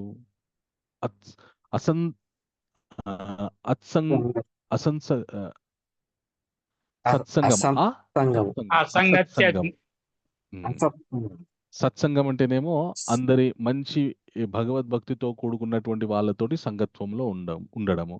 ఆ సత్సంగము అంటే భక్తి లేనటువంటి వాళ్ళతో కూడుకొని ఉండడం ఏదైతే ఉందో అది అసత్సంగము. అసత్సంగము నుండి సదా విడువడి ఉండువాడును, సదా మౌని అయిన వాడును, దేని చేతనైనను సంతుష్టి నొందడి వాడును, దేని చేతనైనను ఏది లభిస్తే దానితో సంతుష్టిగా ఉండేవాడు, నివాసం ఏదైనను లెక్క చేయని వాడును, జ్ఞానమునందు స్థితుడైన వాడును, నా భక్తియుత సేవ యందు నియుక్తుడైనట్టి వాడును అగు మనుజుడు నాకు అత్యంత ప్రియుడు. సో దీంట్లో అన్ని మంచి గుణాలు పొందుపరచబడినాయి. ఓకే, వీటిల్లో మనం కొన్ని గుణాలు మనం ప్రత్యేకంగా అలవర్చుకోపోయినా దీంట్లో కొన్ని గుణాలు మనం అలవర్చుకున్నాం అనుకోండి, మిగతాయి వాటంతలు అవే వస్తాయి. ఉదాహరణకి నిందాస్తుతులయందు సమబుద్ధి కలిగిన వాడును, తుల్య నిందా స్తుతిర్మౌని. ఎవరైనా నిందించినా అలాగే ఎవరైనా స్తుతించినా, మిమ్మల్ని ఎవరైనా పొగిడినా ఎవరైనా తిట్టినా కూడా మీరు మౌనంగా ఉండేటటువంటి బుద్ధి ఏదైతే ఉందో అది కనుక మీరు అలవర్చుకున్నారనుకోండి, మీ దగ్గరికి అహంకారం రాదు, నిరహంకార అయిపోతారు. అలాగే ఎవరి వల్ల కూడా వాళ్ళు తిడుతున్నా కూడా మీరు కేర్ చేయట్లేదు కాబట్టి ఎవరి వల్ల మీరు కలత చెందట్లేదు. ఓకే. వాళ్ళు తిడుతున్నా మీరు ఏమట్లేదు కాబట్టి మీరు వాళ్ళని ఇబ్బంది పెట్టట్లేదు. అదే విధంగా ఒకరు తిడుతున్నా మీరు గమ్మునున్నారు కాబట్టి తిట్టారనుకోండి శుభం, మంచిదే, నన్ను బాగా తిట్టారు, నన్ను ఏం తిట్టలేదనుకోండి శుభం, ఎవరు నన్ను ఏమనట్లేదు, మంచి విషయమే. తిట్టారనుకోండి అశుభం అనే భావనతో ఉన్నారనుకోండి మళ్ళీ భగవంతునికి దూరం అయిపోతాం. కానీ తిట్టినా మనం ఏమనకుండా పడి ఉన్నాం అనుకోండి, శుభాశుభముల యందు కూడా సమస్థితితో ఉండాలని భగవంతుడు చెప్పాడు. ఇప్పుడు ఆ క్వాలిటీ కూడా మనం దగ్గర అవుతున్నాం. సో ఎంతమందికి సాధ్యం ఎవరైనా తిట్టినా కూడా ఏమనకుండా ఉండడం అనేటువంటిది, ఎవరైనా నిందించినా కూడా ఏమనకుండా ఉండడం అనేటువంటిది? ఈ గుణం ఎంతమంది అలవర్చుకోగలరు? సహనం సహనం ఉండాలి. సహనం సహనం ఉండాలి, ఉన్నప్పుడే అన్నిటినీ కృష్ణార్పణం అనుకోవాలండి. ఓకే. చాలా పేషెన్స్ ఉండాలి ప్రభు. మనస్ఫూర్తిగా చెప్పండి, మనస్ఫూర్తిగా చెప్పండి. ఈ గుణం మిమ్మల్ని నేను అలవర్చుకోమంటే మీకేమనిపిస్తుంది? సాధ్యమా? ఇదేంటండి ఎవరైనా తిడితే కూడా పడాలా అంటే ఇంకా జీవితంలో ఎవరికి రియాక్ట్ అవ్వద్దా అని అనిపించిందా లేదా? ఐ అగ్రీ స్వామీజీ. అంతే కదా. సో నేను ఇప్పుడు ఒక విషయం ఎవరైనా మీ వస్తాయి మీద కానీ అది అదే పనిగా మీ మీద గాసిప్స్ అవగాహన చెప్తున్నారు, అదే పనిగా మీ మీద గాసిప్స్ చెప్తుంటే పర్వాలేదు. మీకు ఏమనిపిస్తుంది? ఎప్పుడు ప్రభు ఇదే పని మీకు అని అనిపిస్తుంది. ఎప్పుడు ఇదే మనిషి, అసలుకి మనుషులేనా మీరు అసలుకి రియాక్ట్ అందరూ అవుతారు. కానీ నేను ఇప్పుడు ఒక విషయం చెప్తా, ఆ విషయం చెప్పిన తర్వాత మీరు రియాక్ట్ అవుతారా అవ్వరా అనేటువంటి విషయాన్ని మీరు నిర్ణయించుకోండి. ఒకసారి ఏం జరుగుతుందంటే ఒక గొప్ప మహారాజు ఉంటాడు. ఆయన చాలా పుణ్యాత్ముడు. ఎన్నో పుణ్య కార్యక్రమాలు చేస్తుంటాడు ఆయన. ఎంత పుణ్యం చేస్తుంటాడంటే ఆయన చేసినటువంటి పుణ్యకర్మలకి యముడితోటి మిత్రత్వం ఏర్పడుతుంది ఆయనకి. ఈ మహారాజు ఏం చేస్తాడంటే ప్రతిరోజు బ్రాహ్మణులను పిలిచి వాళ్ళకి దానాలు ఇస్తుంటాడనమాట. సో బ్రాహ్మణులకి దానాలు ఇవ్వగానే వాళ్ళు వేద ఆశీర్వాదం చేస్తారు, వెళ్ళిపోతూ ఉంటారు. వాళ్ళకి చక్కగా బట్టలు, తాంబూలం ఇవన్నీ పెడుతుంటాడనమాట. సో అయితే ఈ మహారాజు ఒక కొంటె పని చేస్తాడనమాట. ఓ రోజు ఏం చేస్తాడంటే ఈ బ్రాహ్మణులకి తాంబూలం ఇస్తుంటాడు కదా, ఆ తాంబూలంలో మనము పోకలని చెప్పేసి చిన్న నల్లగా ఉండేటువంటి కొన్ని వక్కలు అంటారనమాట. సో వాటిని పెట్టే బదులు మేక యొక్క మలాన్ని పెడతాడనమాట. మేక యొక్క మలం కూడా అదే రంగులో ఉంటుంది, నల్లగా చిన్నగా. మేక ఎరువు అంటారు దాన్ని. ఆ తాంబూలంలో మేక మలాన్ని పెట్టి ఇస్తున్నాడు అనమాట. అది ఇచ్చి నవ్వుకుంటున్నాడు, వీళ్ళు తీసుకున్నారు అని చెప్పేసి. అయితే ఇలాగా జరుగుతుంది. కొంతకాలానికి ఈ మహారాజు గారు ఏం చేశారంటే యముడిని పలకరించేద్దాం మా మిత్రుడిని అని చెప్పేసి యమలోకానికెళ్ళి ఏంటి ఎలా ఉన్నారు అని ఆయనతో మాట్లాడుతూ ఒకసారి యమలోకం అంతా తిరుగుతూ చూస్తుంటారన్నమాట. అన్ని చోట్ల చూస్తుంటారు. ఒక చోట పెద్ద పెద్ద పర్వత రాశులు ఉంటాయన్నమాట, మేకమలంతో కూడుకున్నటువంటివి. యముడిని అడుగుతాడనమాట, ధర్మరాజా, ఇది నేను ఇంతకుముందు చూడలేదు, ఇదేంటి మేకమలంతో కూడుకున్నట్టు పర్వతాలు ఎక్కడ నుండి వచ్చాయి మీ యమలోకంలో కంటే? అవి మీ గురించే పెట్టినామంటాడనమాట.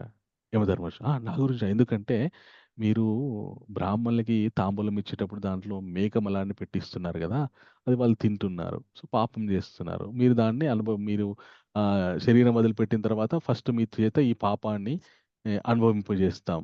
వాళ్ళకి మీరు మేకమలాన్ని తినిపించారు కాబట్టి మీకు ఈ పర్వతం ఆకారంలో ఉన్నటువంటి మేకమలాన్ని మీ చేత తినిపిస్తామని చెప్తాడనమాట యమధర్మరాజు. అదేంటి యమధర్మరాజా, నేను అన్ని పుణ్యాలు చేశాను కదా అది అని అంటే, చేసి ఉండొచ్చు, దానికి కూడా ఫలితం ఉంది. పుణ్యం చేశారు కాబట్టి పాపం మైనస్ అవ్వదు. పుణ్యం అనుభవిస్తారు, పాపం అనుభవిస్తారు. దేని ఫలితం దాందే. అనగానే ఈయనకి దిమ్మ తిరిగిపోతుంది అనమాట. నేను ఎంత పాపిస్తుని, ఎంత పాపం చేసిన, ఇంతగానం పుణ్యం చేసి కూడా నేనేం ఏం బుద్ధి నాకు పెరగలేదు, అనవసరంగా బ్రాహ్మణులని నేను కించపరిచిన, వాళ్ళు తినే తాంబూలంలో మేక పెంట పెట్టేసిన నేను అని చెప్పేసి ఆయన తను చేసిన తప్పుకి పశ్చాత్తాపడతాడు అనమాట. పశ్చాత్తాపడి తన ఆస్థాన పండితుడు ఉంటాడు ఒక ఆయన పిలుస్తాడు అనమాట. పిలిచిన తర్వాత చెప్తాడు ఈ వృత్తాంతముతో, నేను ఇట్లా తప్పు చేసిన, నా తప్పుకి నేను యమలోకంలోకి వెళ్ళి పర్వతాల ఆకారంలో ఉన్నటువంటి మేకపెంటను తినాల్సి వచ్చినటువంటి ఆ, దుస్థితి ఏర్పడ్డది నాకు. ఇప్పుడు నేను దాని నుండి బయటపడడం ఎట్లాగా అని చెప్పేసి ఆ పండితుడిని అడుగుతాడు అనమాట. అడగగానే పండితుడు ఏం చెప్తాడంటే, మహారాజా నేను చెప్పినట్టు చేయండి మీరు అంటాడు. అనగానే చెప్పండి ఏం చేయాలంటే, మీ అమ్మాయిని ఎవరికీ తెలియకుండా మీరు ఒక పని ఏం చేస్తారంటే, ఎవరికీ తెలియకుండా ఊరు చివర ఒక భవనాన్ని నిర్మింపజేయండి. నిర్మింపజేసి ఎవరికీ చెప్పకుండా మీ అమ్మాయిని తీసుకెళ్ళి ఆ భవనంలో పెట్టండి. పెట్టి మీరు మీ అమ్మాయిని ఏకాంతంగా ఆ భవనంలో పెట్టండి. పెట్టిన తర్వాత మీ అమ్మాయి ఎలా ఉందో చూసుకోవాలని మీకు ఉంటుంది కదా. కాబట్టి ప్రతిరోజు సాయంకాలం రాత్రి సమయంలో మీరు ఒంటరిగా ఆ భవనంలోకి వెళ్ళి మీ అమ్మాయి ఎలా ఉందో బాగోగులు కనుక్కొని వచ్చి ఉంటూ ఉండండి. అలాగే మీరు డే టైంలో వెళ్ళొద్దు, రాత్రి సమయంలోనే వెళ్ళాలి. ఈ విధంగా మీరు మీ అమ్మాయి ఎలా ఉందో కనుక్కొని రండి, ఇది చేయండి అని చెప్తాడనమాట. చెప్పగానే ఆ మహారాజు అలాగే చేస్తాడనమాట. కొన్ని రోజులైన తర్వాత రాజ్యంలో ఏమని మొదలవుతుందంటే, మహారాజు ఎవరినో రాత్రి సమయంలో వెళ్ళి కలుసుకొని వస్తున్నాడు, ఎవరో స్త్రీని కలుసుకొని వస్తున్నాడు, ఎవరినో ఊరి చివరన ఆయన సెకండ్ ఫ్యామిలీ మెయింటైన్ చేస్తున్నాడు అనేటటువంటి వాదనలు బయలుదేరినాయి అన్నమాట. ఓ రోజు ఏం జరుగుతుందంటే, ఏ పండితుడైతే మహారాజుకి ఈ విధంగా చెప్పాడో ఆ పండితుడి యొక్క భార్య కూడా ఆయనతో చెప్తుందనమాట. ఏవండి ఏవండి మీకు తెలుసా మన రాజ్యంలో ఎంత ఘోరం జరుగుతుందో, మన మహారాజు పుణ్యాత్ముడు అనుకున్నాము, కానీ ఆయన సెకండ్ ఫ్యామిలీని ఊరు చివర మెయింటైన్ చేస్తున్నాడు, రోజు రాత్రి వెళ్ళి కలిసి వస్తున్నాడు అని చెప్పేసి వీళ్ళ భార్య అనగానే, ఓ సే ఆపే ఆపే ఆపే ఆ విషయం మాట్లాడకని ఈయన అంటాడు అనమాట. ఎందుకంటే మీరు ఎట్లా అంటున్నారంటే, ఓసే నేనే మహారాజుకి చెప్పాను ఊరి చివర వాళ్ళ అమ్మాయిని పెట్టమని చెప్పి, ఎందుకంటే మహారాజు బ్రాహ్మణులకి తాంబూలంలో మేక పెంట ఇచ్చాడు, ఆ పెంట తినడం వల్ల వాళ్ళు ఈయనకి యమలోకంలో పెద్ద పెద్ద పర్వతం లాంటి పెంట తినాల్సినటువంటి పాపం ఏర్పడ్డది. ఆ పాపం పోగొట్టుకోవాలంటే ఎవరైనా ఆయన మీద నిందేసిరనుకోండి, ఆ పాపం ఆ వాళ్ళకి ట్రాన్స్ఫర్ అయిపోతుంది. ఇప్పుడు నువ్వు అన్నావు, ఇప్పుడు నీకు కూడా కొద్దిగా ఆ పాపం వచ్చేస్తుంది అని చెప్తాడనమాట.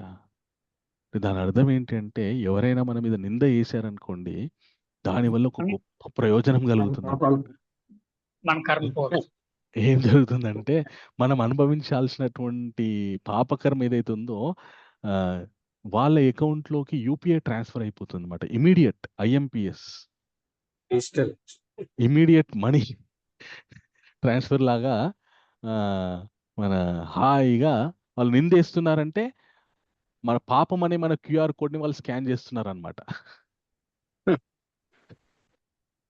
మనం అనుభవించాల్సినటువంటి పాపాన్ని వాళ్ళ అకౌంట్లోకి వాళ్ళు హాయిగా స్వీకరిస్తున్నారనమాట. సో మనల్ని నిందేసి మనకి ఇంత ఉపకారం చేసే వాళ్ళని మనం నిందించాలా? చెప్పాలి. ఇంకో 4 నిందలు ఏంటని చెప్పాలి. చాలా సంతోషం అంతే అండి, నేను అదే ఓకే మీ ఇష్టం, యథేచ్ఛగా నిందించండి అని చెప్పడం వల్ల ఒకటి మన కర్మలు, మన చెడు కర్మలు నాశనం అవ్వాలంటే మనం చాలా జ్ఞానాన్ని తెలుసుకోవాలి, సముపార్జించాలి. ఓకే, అది సాధ్యమవుతుందో కాదో కానీ ఎవరైనా మనం నిందిస్తే కామ్గా ఉన్నా కూడా మన పాపకర్మలన్నీ వెళ్ళిపోతాయి. అది కూడా జ్ఞానమే. భగవంతుడి ఇక్కడ చెప్తున్నాడు కదా, తుల్య నిందాస్తు తిరుమౌని సంతుష్టో ఏనకేన చిత్ అనికేతాస్తి రామతిర్ భక్తిమాన్యో సమే ప్రియా. తిట్టినా పొగిడినా మౌనంగా ఉండేవాడు నాకు సదా మౌనంగా ఉండి సదా సంతుష్టుడై ఉండేవాడు నాకు ఎల్లవేళలా ఇష్టం అని భగవంతుడు చెప్తున్నాడు అనమాట. సో జ్ఞానం తెలుసుకోవడం వల్ల జీవితంలో చాలా ప్రశాంతత పొందుతామంటే ఇదొక నిదర్శనం. ఎందుకంటే మన మన ఎవరైనా తిట్టినా మనం ఊరుకున్నా మనకు ప్రయోజనమే జరుగుతుంది అంటే ఎంత బాగుంది వినడానికి. ఎవరైనా ఏమన్నా అన్నారంటే ఇంకా వాళ్ళతోటి మనము జీవితం మొత్తం పగబెట్టుకుంటాం. ఆ రోజు పలానా రోజు నన్ను ఇట్లా అన్నాడు, ఎట్లా అంటావు నువ్వు, అసలు నేనేమో ఎవరు అనుకున్నావు, అసలు మన సత్య హరిశ్చంద్రుడు కలియుగంలో కలియుగంలో ఒక అవతారం స్వీకరించిందంటే ఆ అవతారం నాదే, ధర్మం నిలువెత్తులా పోతే అది నేనే అనే విధంగా వాళ్ళతోటి వాదిస్తూ ఉంటాం. అంటే ఎందుకు ఆ వాదనలో అనవసరం టైం వేస్ట్, తిడతావా తిట్టుకో అని వదిలేసినాం అనుకోండి, వాళ్ళ కర్మ వాళ్ళ పాపం వాళ్ళు అనుభవిస్తారు మన పాపాన్ని స్వీకరించి హాయిగా. మనం సత్కర్మ చేసుకుంటే వెరీ గుడ్ ప్రభు. చివరిగా కృష్ణ ఏమంటారంటే ఏతు ధర్మ అమృతం, నాతో పాటు అందరూ చెప్పండి, ఏతు ధర్మ అమృతమిదం ఏతు ధర్మ అమృతమిదం యథోక్తాం పర్యుపాసతే యథోక్తం పరిపాసతే శ్రద్ధాన మత్పరమా శ్రద్ధాన భక్తాస్తే అతివమే ప్రియాః.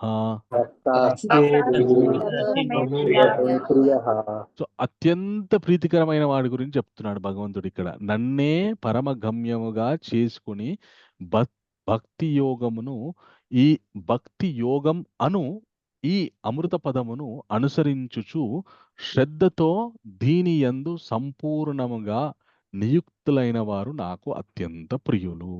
ఈ అధ్యాయం పేరే భక్తి యోగ. క్షమించండి, ఈ అధ్యాయం పేరే భక్తి యోగ. సో ఎవరైతే ఈ భక్తి యోగాన్ని పాటిస్తూ, అమృత పదం అంటే ఈ భక్తి యోగ, మనకి భగవంతుడు భక్తిలో నవవిధ భక్తి అని ఉంటుందన్నమాట. 9 రకాలైనటువంటి పద్ధతులు ఉంటాయి భగవంతుని యందు భక్తి పెంపొందించుకోవడానికి. శ్రవణం, కీర్తనం, స్మరణం, అర్చనం, పాదసేవనం, ఆత్మనివేదనం అంటూ 9 రకాలైనటువంటి పద్ధతులు ఉంటాయి. ఆ 9 రకాలైనటువంటి పద్ధతులు ఏ పద్ధతి పట్టుకొని భగవంతునికి భక్తి చేసినా కూడా భగవంతునికి అత్యంత ప్రీతి పాత్రలం అవుతాం అనమాట, ప్రియులం అవుతాం మనమంతా కూడా భగవంతునికి. సో ఎవరెవరికి భగవంతునికి దగ్గర అవ్వాలి, భగవంతునికి ప్రియులవ్వాలి అని అనుకుంటున్నారో వాళ్ళంతా కూడా భక్తి యోగాన్ని పాటించండి.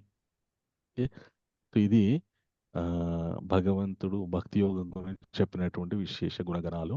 రేపటి అధ్యాయం ఏదైతే ఉందో త్రయోదశోధ్యాయము అయితే అర్జునుడు జ్ఞాన సంబంధమైనటువంటి విషయాలు అడుగుతాడు అనమాట. అసలు ఈ శరీరం ఎలా వచ్చింది, ఏంటి అని అడుగుతూనే, అలాగే ఆధ్యాత్మిక జీవితంలో ఇంకా కొన్ని పద్ధతులు ఉన్నాయి, వాటి గురించి కూడా చెప్తాడనమాట భగవంతుడు.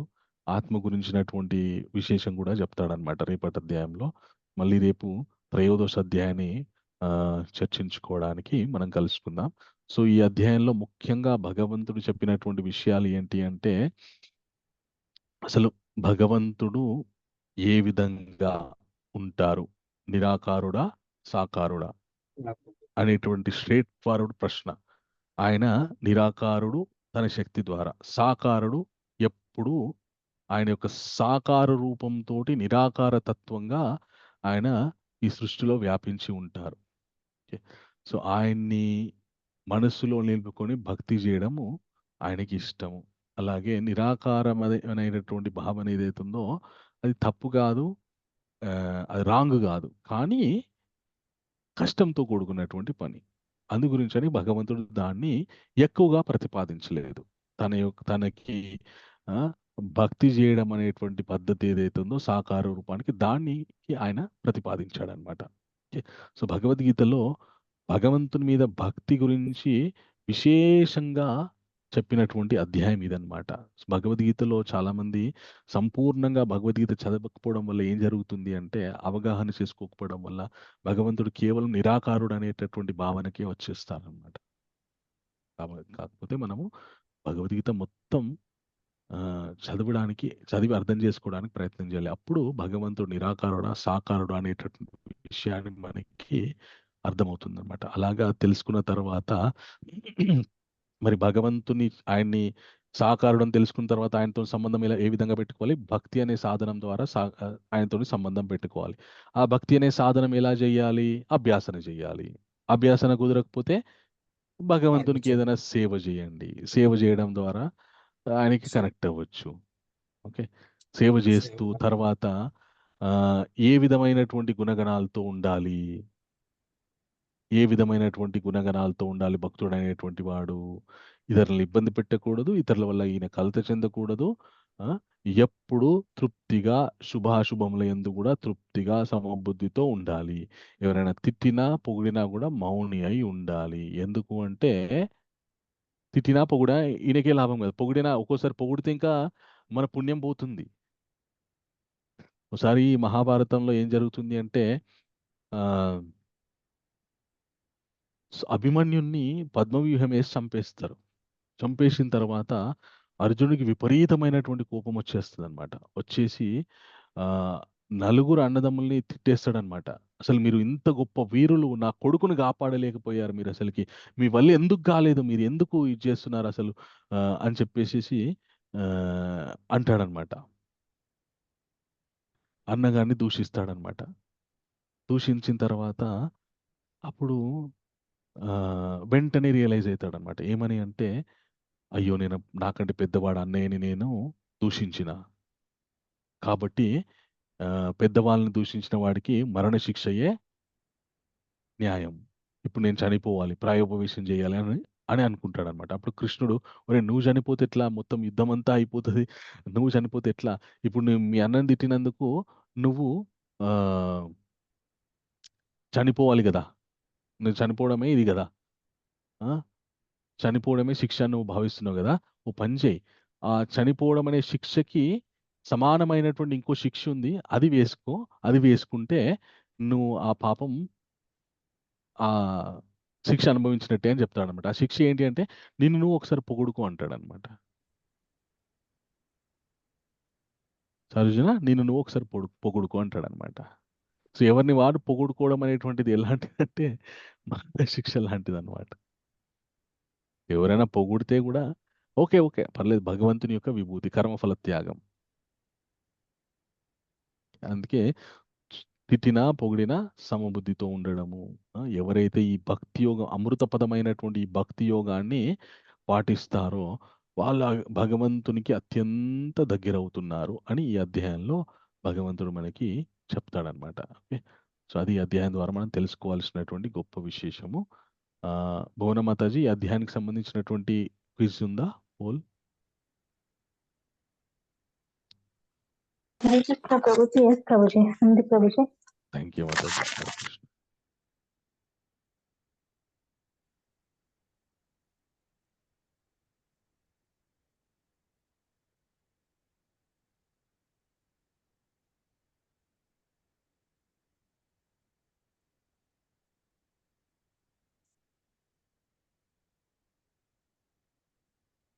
ఓకే, మొట్టమొదటి ప్రశ్న, భక్తి యోగంలో అర్జునుడు ఏ సందేహాన్ని వ్యక్తం చేశాడు? తపస్సు యొక్క శ్రేష్టత గురించి, భగవంతుని ఏ రూపాన్ని పూజించాలి అని, యుద్ధానికి సిద్ధత, వేదాధ్యయనం అవసరమా అని.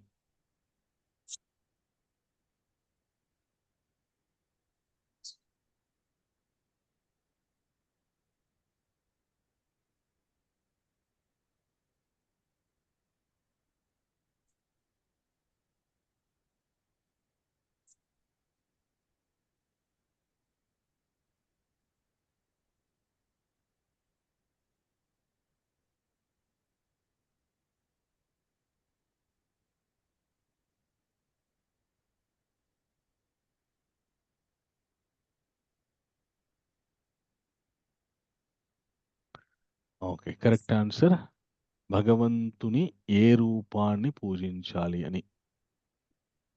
Thank you. Next question Mataji.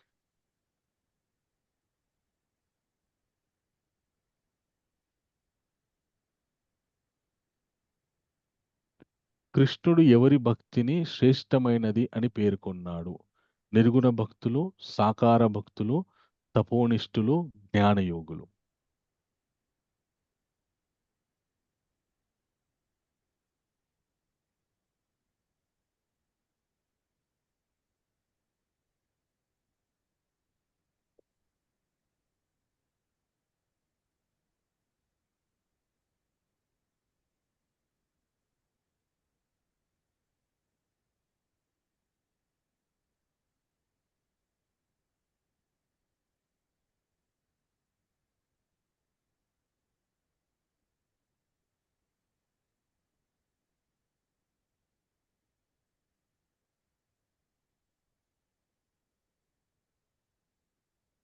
నిర్గుణ భక్తులు అంటే భగవంతునికి ఏ గుణం లేదు, రూపం లేదు అని భావించేటటువంటి భక్తులు నిర్గుణ భక్తులు అన్నమాట. సో మా లోపల ఏ గుణాలు లేవు అని భావించే భక్తులు కాదు. కరెక్ట్ ఆన్సర్ సాకార భక్తులు అన్నమాట. భగవంతుడు సాకార భక్తులని సాకార భక్తి శ్రేష్టమైనటువంటిది, సులభమైనటువంటిది అని చెప్పాడు అనమాట. Third question.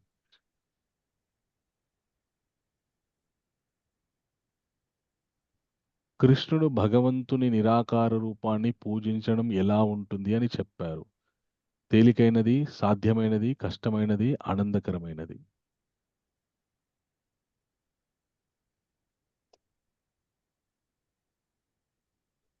కష్టమే. భగవంతుడు తన నిరాకార రూపాన్ని పూజించడం ఎలా ఉంటుంది అని చెప్పాడు.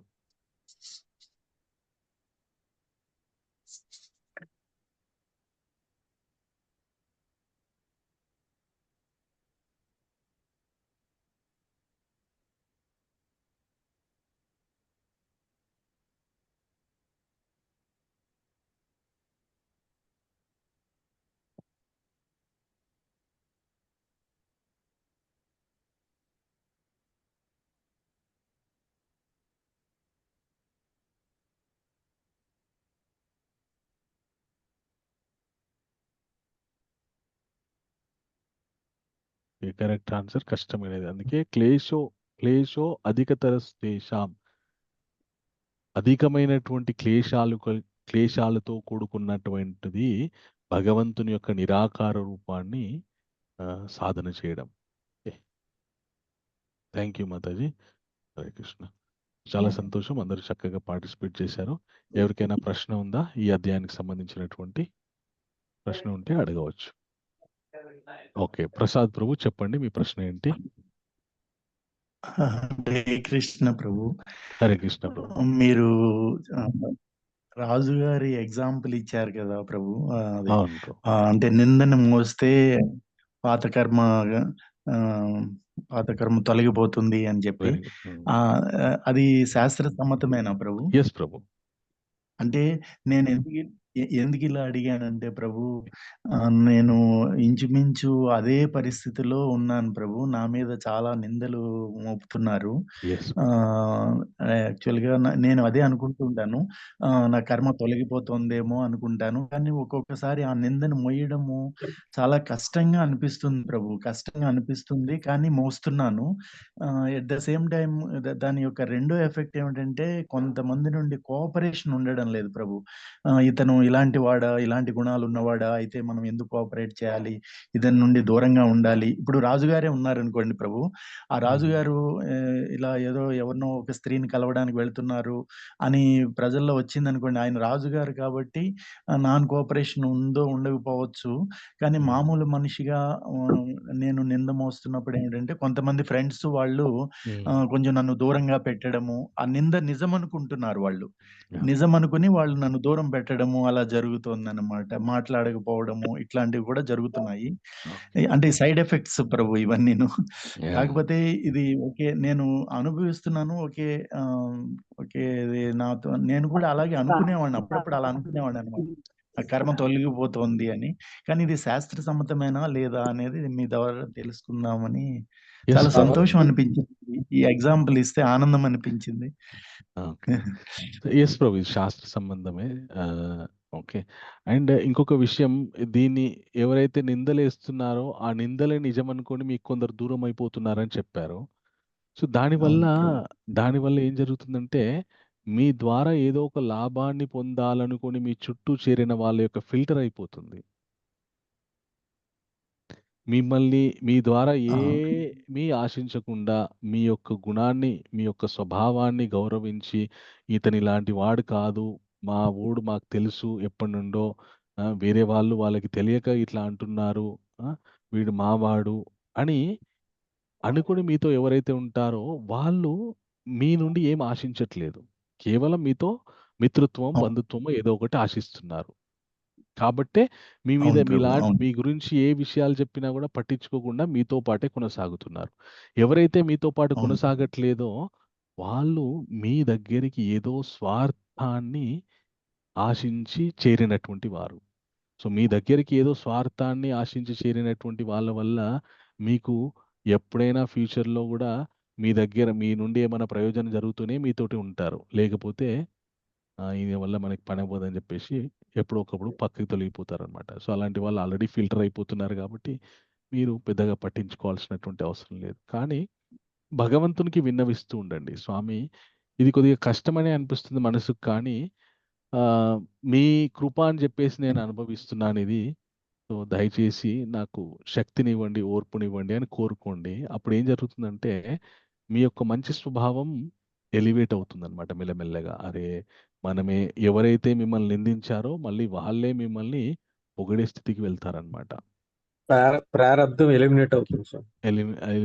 అండ్ ఎవరైతే మిమ్మల్ని నిందిస్తున్నారో మీరు వాళ్ళని ప్రతి నిత్యం కూడా చాలా సంతోషం, భగవంతుడు కూడా మీ జీవితంలో శుభాలు కలిగించాలని నేను మనస్ఫూర్తిగా కోరుకుంటున్నాను, మీకు అంతా శుభమే కలిగించాలి భగవంతుడు అని నేను విష్ చేస్తున్నాను అని వాళ్ళ గురించి మంచిని మీరు కోరుకోండి.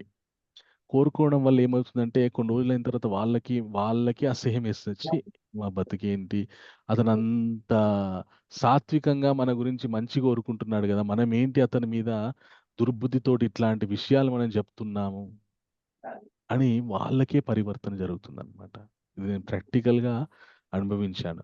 ఒకవేళ గనక తీవ్రమైనటువంటి నింద అనుకోండి, మీ మీద నేర ఆరోపణ చేస్తున్నారు అనుకోండి, అప్పుడు మనం ప్రతిఘటించాలి. మనం మీద ఎవరో నేరం మోపడానికి ప్రయత్నిస్తుంటే మనం చేతులు కట్టుకొని కూర్చోకూడదు. నేరం ఆరోపిస్తుంటే మనం ప్రతిఘటించాలి. కానీ చిన్న చిన్న గాసిప్స్ ఇతను ఇట్లా అట్లా వాటికి కామ్గా ఉండడం బెస్ట్.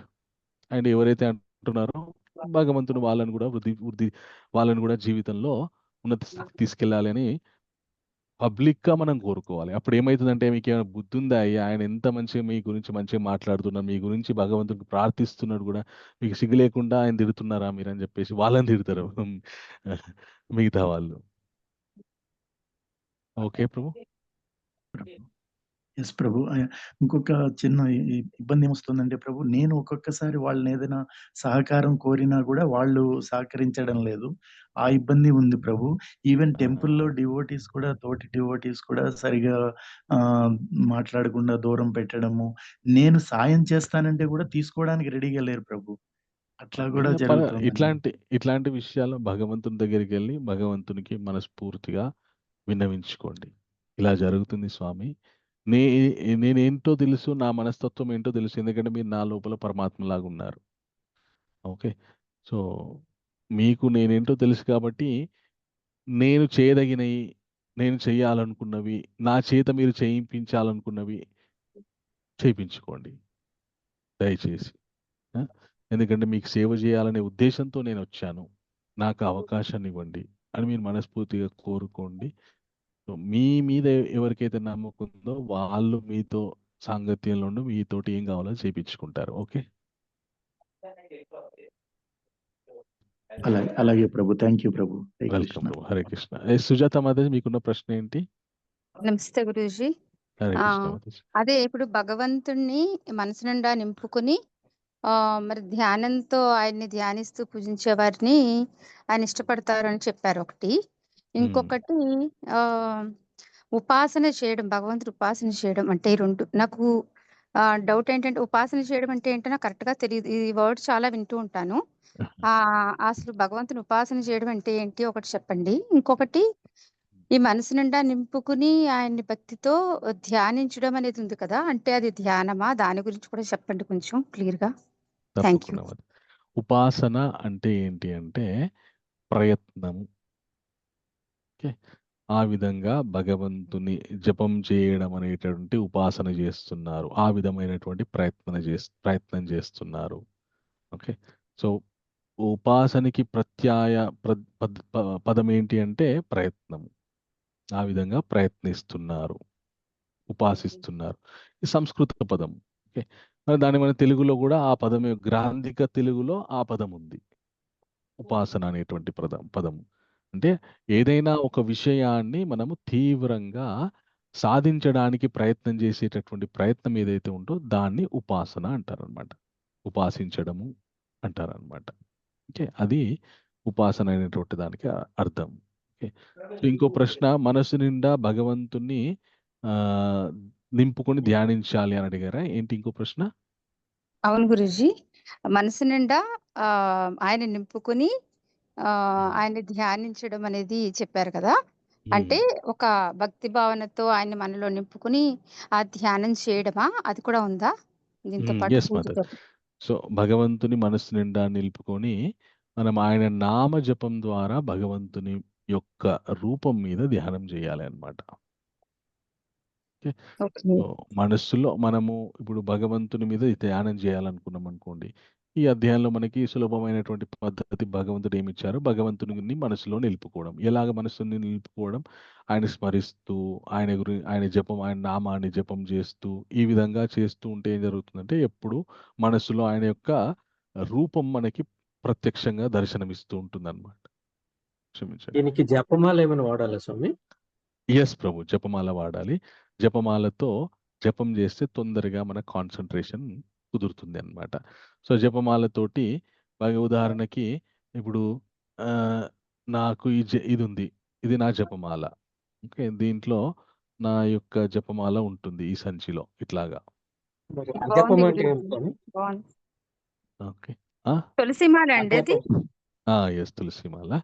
సో ఇలాగ నేను ప్రతిరోజు కూడా భగవంతుని ధ్యానం చేస్తానన్నమాట ఈ జపమాల మీద. హరే కృష్ణ కృష్ణ కృష్ణ హరే హరే, హరే రామ రామ రామ హరే హరే అని ఒక మాలలో 108 పూసలు ఉంటాయన్నమాట. ఓకే. సో ఈ 108 చేస్తే ఒక మాల జపం చేసినట్టు.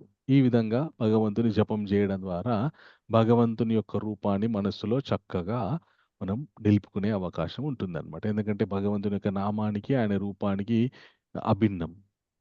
2 ఒకటే కాబట్టి. అట్లాగా సాధన చేస్తూ ఉంటే భగవంతుడు ప్రతినిత్యం కూడా మనతోటే ఉన్నట్టు ఉంటుందన్నమాట.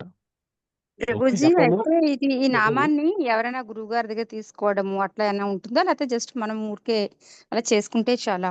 దానికి ఎఫెక్ట్ ఉంటుందా బానే? ఓకే. ఓకే. మంచి ప్రశ్న అడిగారు మాతాజీ. సో ఇది హరే కృష్ణ మహామంత్రం అనేటువంటిది కలియుగంలో కలియుగ వాసులకు ఇచ్చినటువంటి గొప్ప భగవన్నామము. ఈ 16 అక్షరాలతో కూడుకున్నటువంటి ఈ నామము. సో ఈ నామం గురించి విశేషము ఎలా చెయ్యాలి, ఏంటి అనేటువంటిది రేపు చెప్తాను నేను రేపటి క్లాస్‌లో. ఎందుకంటే ఇప్పటికే చాలా సమయం అయిపోయింది కాబట్టి. థ్యాంక్ అండ్ యూ అండి. దీనికి థ్యాంక్ యూ. ఎలా చేయాలి ఏంటి అని ఈ విశేషాలు రేపు మనం మాట్లాడుకుందాం. ఓకే. ఇంకెవరు ప్రభుజీ ఏమో అడుగుతున్నారు? జపము అజపము అని 2 ఉన్నాయి కదా స్వామీజీ. ఆ! అజపము మాల లేకుండా చేసి దాన్ని అజపం అంటారా? అజపం అంటే జపించకపోవడం అజపం అంతే. అంటే స్మరిస్తూ ఉండడాన్ని కూడా దాన్ని కూడా జపం కదా. జపమాల లేకుండా కూడా భగవాన్ నామాన్ని ఇప్పుడు అనుక్షణము స్మరిస్తూ ఉంటాం అనుకోండి. స్మరిస్తూ ఉంటాము. జపము అనేటువంటిది ఒక నిర్దిష్టమైనటువంటి సమయంలో నిర్దిష్టమైనటువంటి సంఖ్యతోటి చేసేటటువంటిది జపం. ఓకే. సో ఈ జపం మనకి దేనికి ఉపయోగపడాలంటే స్మరణకు ఇప్పుడు మీరు జపం చేస్తున్నారనుకోండి. అయిపోయినా కూడా మళ్ళీ మన లోపల స్మరణ ఉంటూనే ఉంటుంది. మీరు నాలుకతో అన్నా కూడా ఉచ్చరించకపోయినా కూడా మనసులో ఆ స్మరణ ఉంటుంది కొద్దిసేపు. హరే కృష్ణ కృష్ణ కృష్ణ హరే హరే రామ హరే రామ రామ రామ హరే అనేటువంటి ఆ స్మరణ ఉంటుందన్నమాట. అట్లా తీవ్రంగా ప్రతినిత్యం స్మరణ మనకి ఉండడానికి జపం అనేటటువంటి సాధన చేస్తాం. ఓకే. స్నేహ మాతాజీ మీకున్నటువంటి ప్రశ్న ఏంటి? హరే కృష్ణ ప్రభుజీ. హరే కృష్ణ అది ఒక మాతాజీ. నారద మునిది ఇంకా చెప్పులు కుట్టి ఆయన స్టోరీ చెప్పారు కదా. దాంట్లో ఫస్ట్ ఆయనకి చెప్తారు 100 years తర్వాత నీకు లిబరేషన్ దొరుకుతుందని. చెప్పిన తర్వాత ఆయన రియాక్షన్ చెప్పమని చెప్తారు. రియాక్షన్ అది ఫస్ట్ చెప్తారు. దాని తర్వాత దేవుడు చెప్పమన్న మాట చెప్తారు. దాని తర్వాత నెక్స్ట్ చెప్పులు కుట్టే వాళ్ళ దగ్గర వస్తారు కదా, ఆయన దగ్గర డైరెక్ట్ దేవుడు చెప్పిన మాట చెప్తారా, లేకపోతే 1 year తర్వాత అంటే నెక్స్ట్ జన్మలో నీకు దొరుకుతుంది అని ఫస్ట్ చెప్తారా? అంటే ఆయన నెక్స్ట్ జన్మలో దొరుకుతుంది. డైరెక్ట్ భగవంతుడు ఏం చెప్పాడో అదే చెప్తాడనమాట. భగవంతుడు ఇట్లా ఏనుగుని సూదిరంధ్రం గుండా పంపిస్తున్నాడు అనేటువంటి విషయాన్ని చెప్తాడు అంతే. నీకు నెక్స్ట్ జన్మలో ముక్తి వస్తుంది అనేటువంటి విషయాన్ని పెద్దగా ప్రస్తావించాడు. నారదుడికి అప్పుడు అర్థమైపోతుంది అనమాట. ఈయన నెక్స్ట్ జన్మలో ఎందుకు వస్తాడు అని భగవంతుడు చెప్పాడంటే ఈయనకి నమ్మకం ఉంది భగవంతుని లీలల మీద అనే నిర్ధారణకు వస్తాడనమాట. ఇప్పుడు అలాంటి ఆయనకి భగవంతుడు ఏదైనా చేయొచ్చు అనే భావనతో ఉన్నటువంటి వ్యక్తికి ఆ భక్తుడికి ఆయనకి ఎప్పుడూ ఎప్పుడు ఈ శరీరం నుండి ముక్తి తీసుకోవాలి, భగవంతునికి వెళ్ళాలి అనేటువంటి స్పృహ కూడా ఉండదు. ఎందుకంటే అంతటా భగవంతునే చూస్తాడు కాబట్టి. అంతటా భగవంతునే చూసేవాడికి ఇంకా ప్రత్యేకంగా ముక్తి అనేటువంటిది ఏముంది? Okay, okay Prabhuji. హరే కృష్ణ. ఇంకెవరికైనా ప్రశ్నలు ఉన్నాయా? హరే కృష్ణ. హరే కృష్ణ. సో చాలా సంతోషం. రేపు త్రయోదశ అధ్యాయం చర్చించుకోవడానికి మళ్ళీ 8 గంటలకు కలుసుకుందాం సాయంకాలం. రేపు చాలా గొప్ప విశేషమైనటువంటి తిథి అండి. రేపు ఏంటంటే రాధాష్టమి. రాధాష్టమి అంటే ఏంటి అంటే, ఎలాగైతే కృష్ణాష్టమి జరుపుకుంటామో రాధాష్టమి కూడా జరుపుకుంటాం అనమాట. కృష్ణాష్టమి అంటే కృష్ణుడు ఆవిర్భవించినటువంటి రోజు. రాధాష్టమి అంటే శ్రీమతి రాధారాణి కృష్ణుడి యొక్క ప్రియసఖి ఆవిర్భవించినటువంటి దొరికినటువంటి రోజు అన్నమాట. సో రేపు ఆ గొప్ప పర్వదినము మేము ఇస్కాన్ నందనవనం ఉప్పుగూడలో ఆ రాధాష్టమి పండుగని జరుపుకుంటున్నాము. వీలైన వాళ్ళు రావచ్చు. రావాలనుకున్న వారు ఇంటర్నెట్ మన గూగుల్ మ్యాప్స్లో ఇస్కాన్ నందనవనం ఉప్పుగూడ అని కొట్టండి. ఆ దేవాలయం యొక్క డైరెక్షన్ మ్యాప్ వస్తుంది, అది పెట్టుకొని రావచ్చు. ఓకే, హరే కృష్ణ. హరే కృష్ణ. హరే కృష్ణ. అందరికీ భగవంతుని యొక్క కృపా కటాక్ష వీక్షణాలు ఎల్లవేళలా ఉండాలని మనస్ఫూర్తిగా కోరుకుంటూ, వాంఛా కల్పతరుభ్యశ్చ కృపా సింధుభ్య ఏవ చ పతితానాం పావనేభ్యో వైష్ణవేభ్యో నమో నమః. హరే కృష్ణ ప్రభుజీ. హరే కృష్ణ. అనంత కోటి హరే వైష్ణవులకి కృష్ణ. జై. హరే శ్రీల ప్రభుపాదికి జై. కృష్ణ. హరే నమాచార్య రామ. శ్రీ హరిదాస్ ఠాకూర్ కి జై. హరే కృష్ణ. హరే కృష్ణ. హరే కృష్ణ ప్రభుజీ, హరే కృష్ణ. ధన్యవాద ప్రణామం. హరే కృష్ణ. దండవత్ ప్రణాం. దండవత్ ప్రణాం ప్రభుజీ. దండవత్ ప్రణాం. హరే కృష్ణ. ధన్యవాद. హరే కృష్ణ.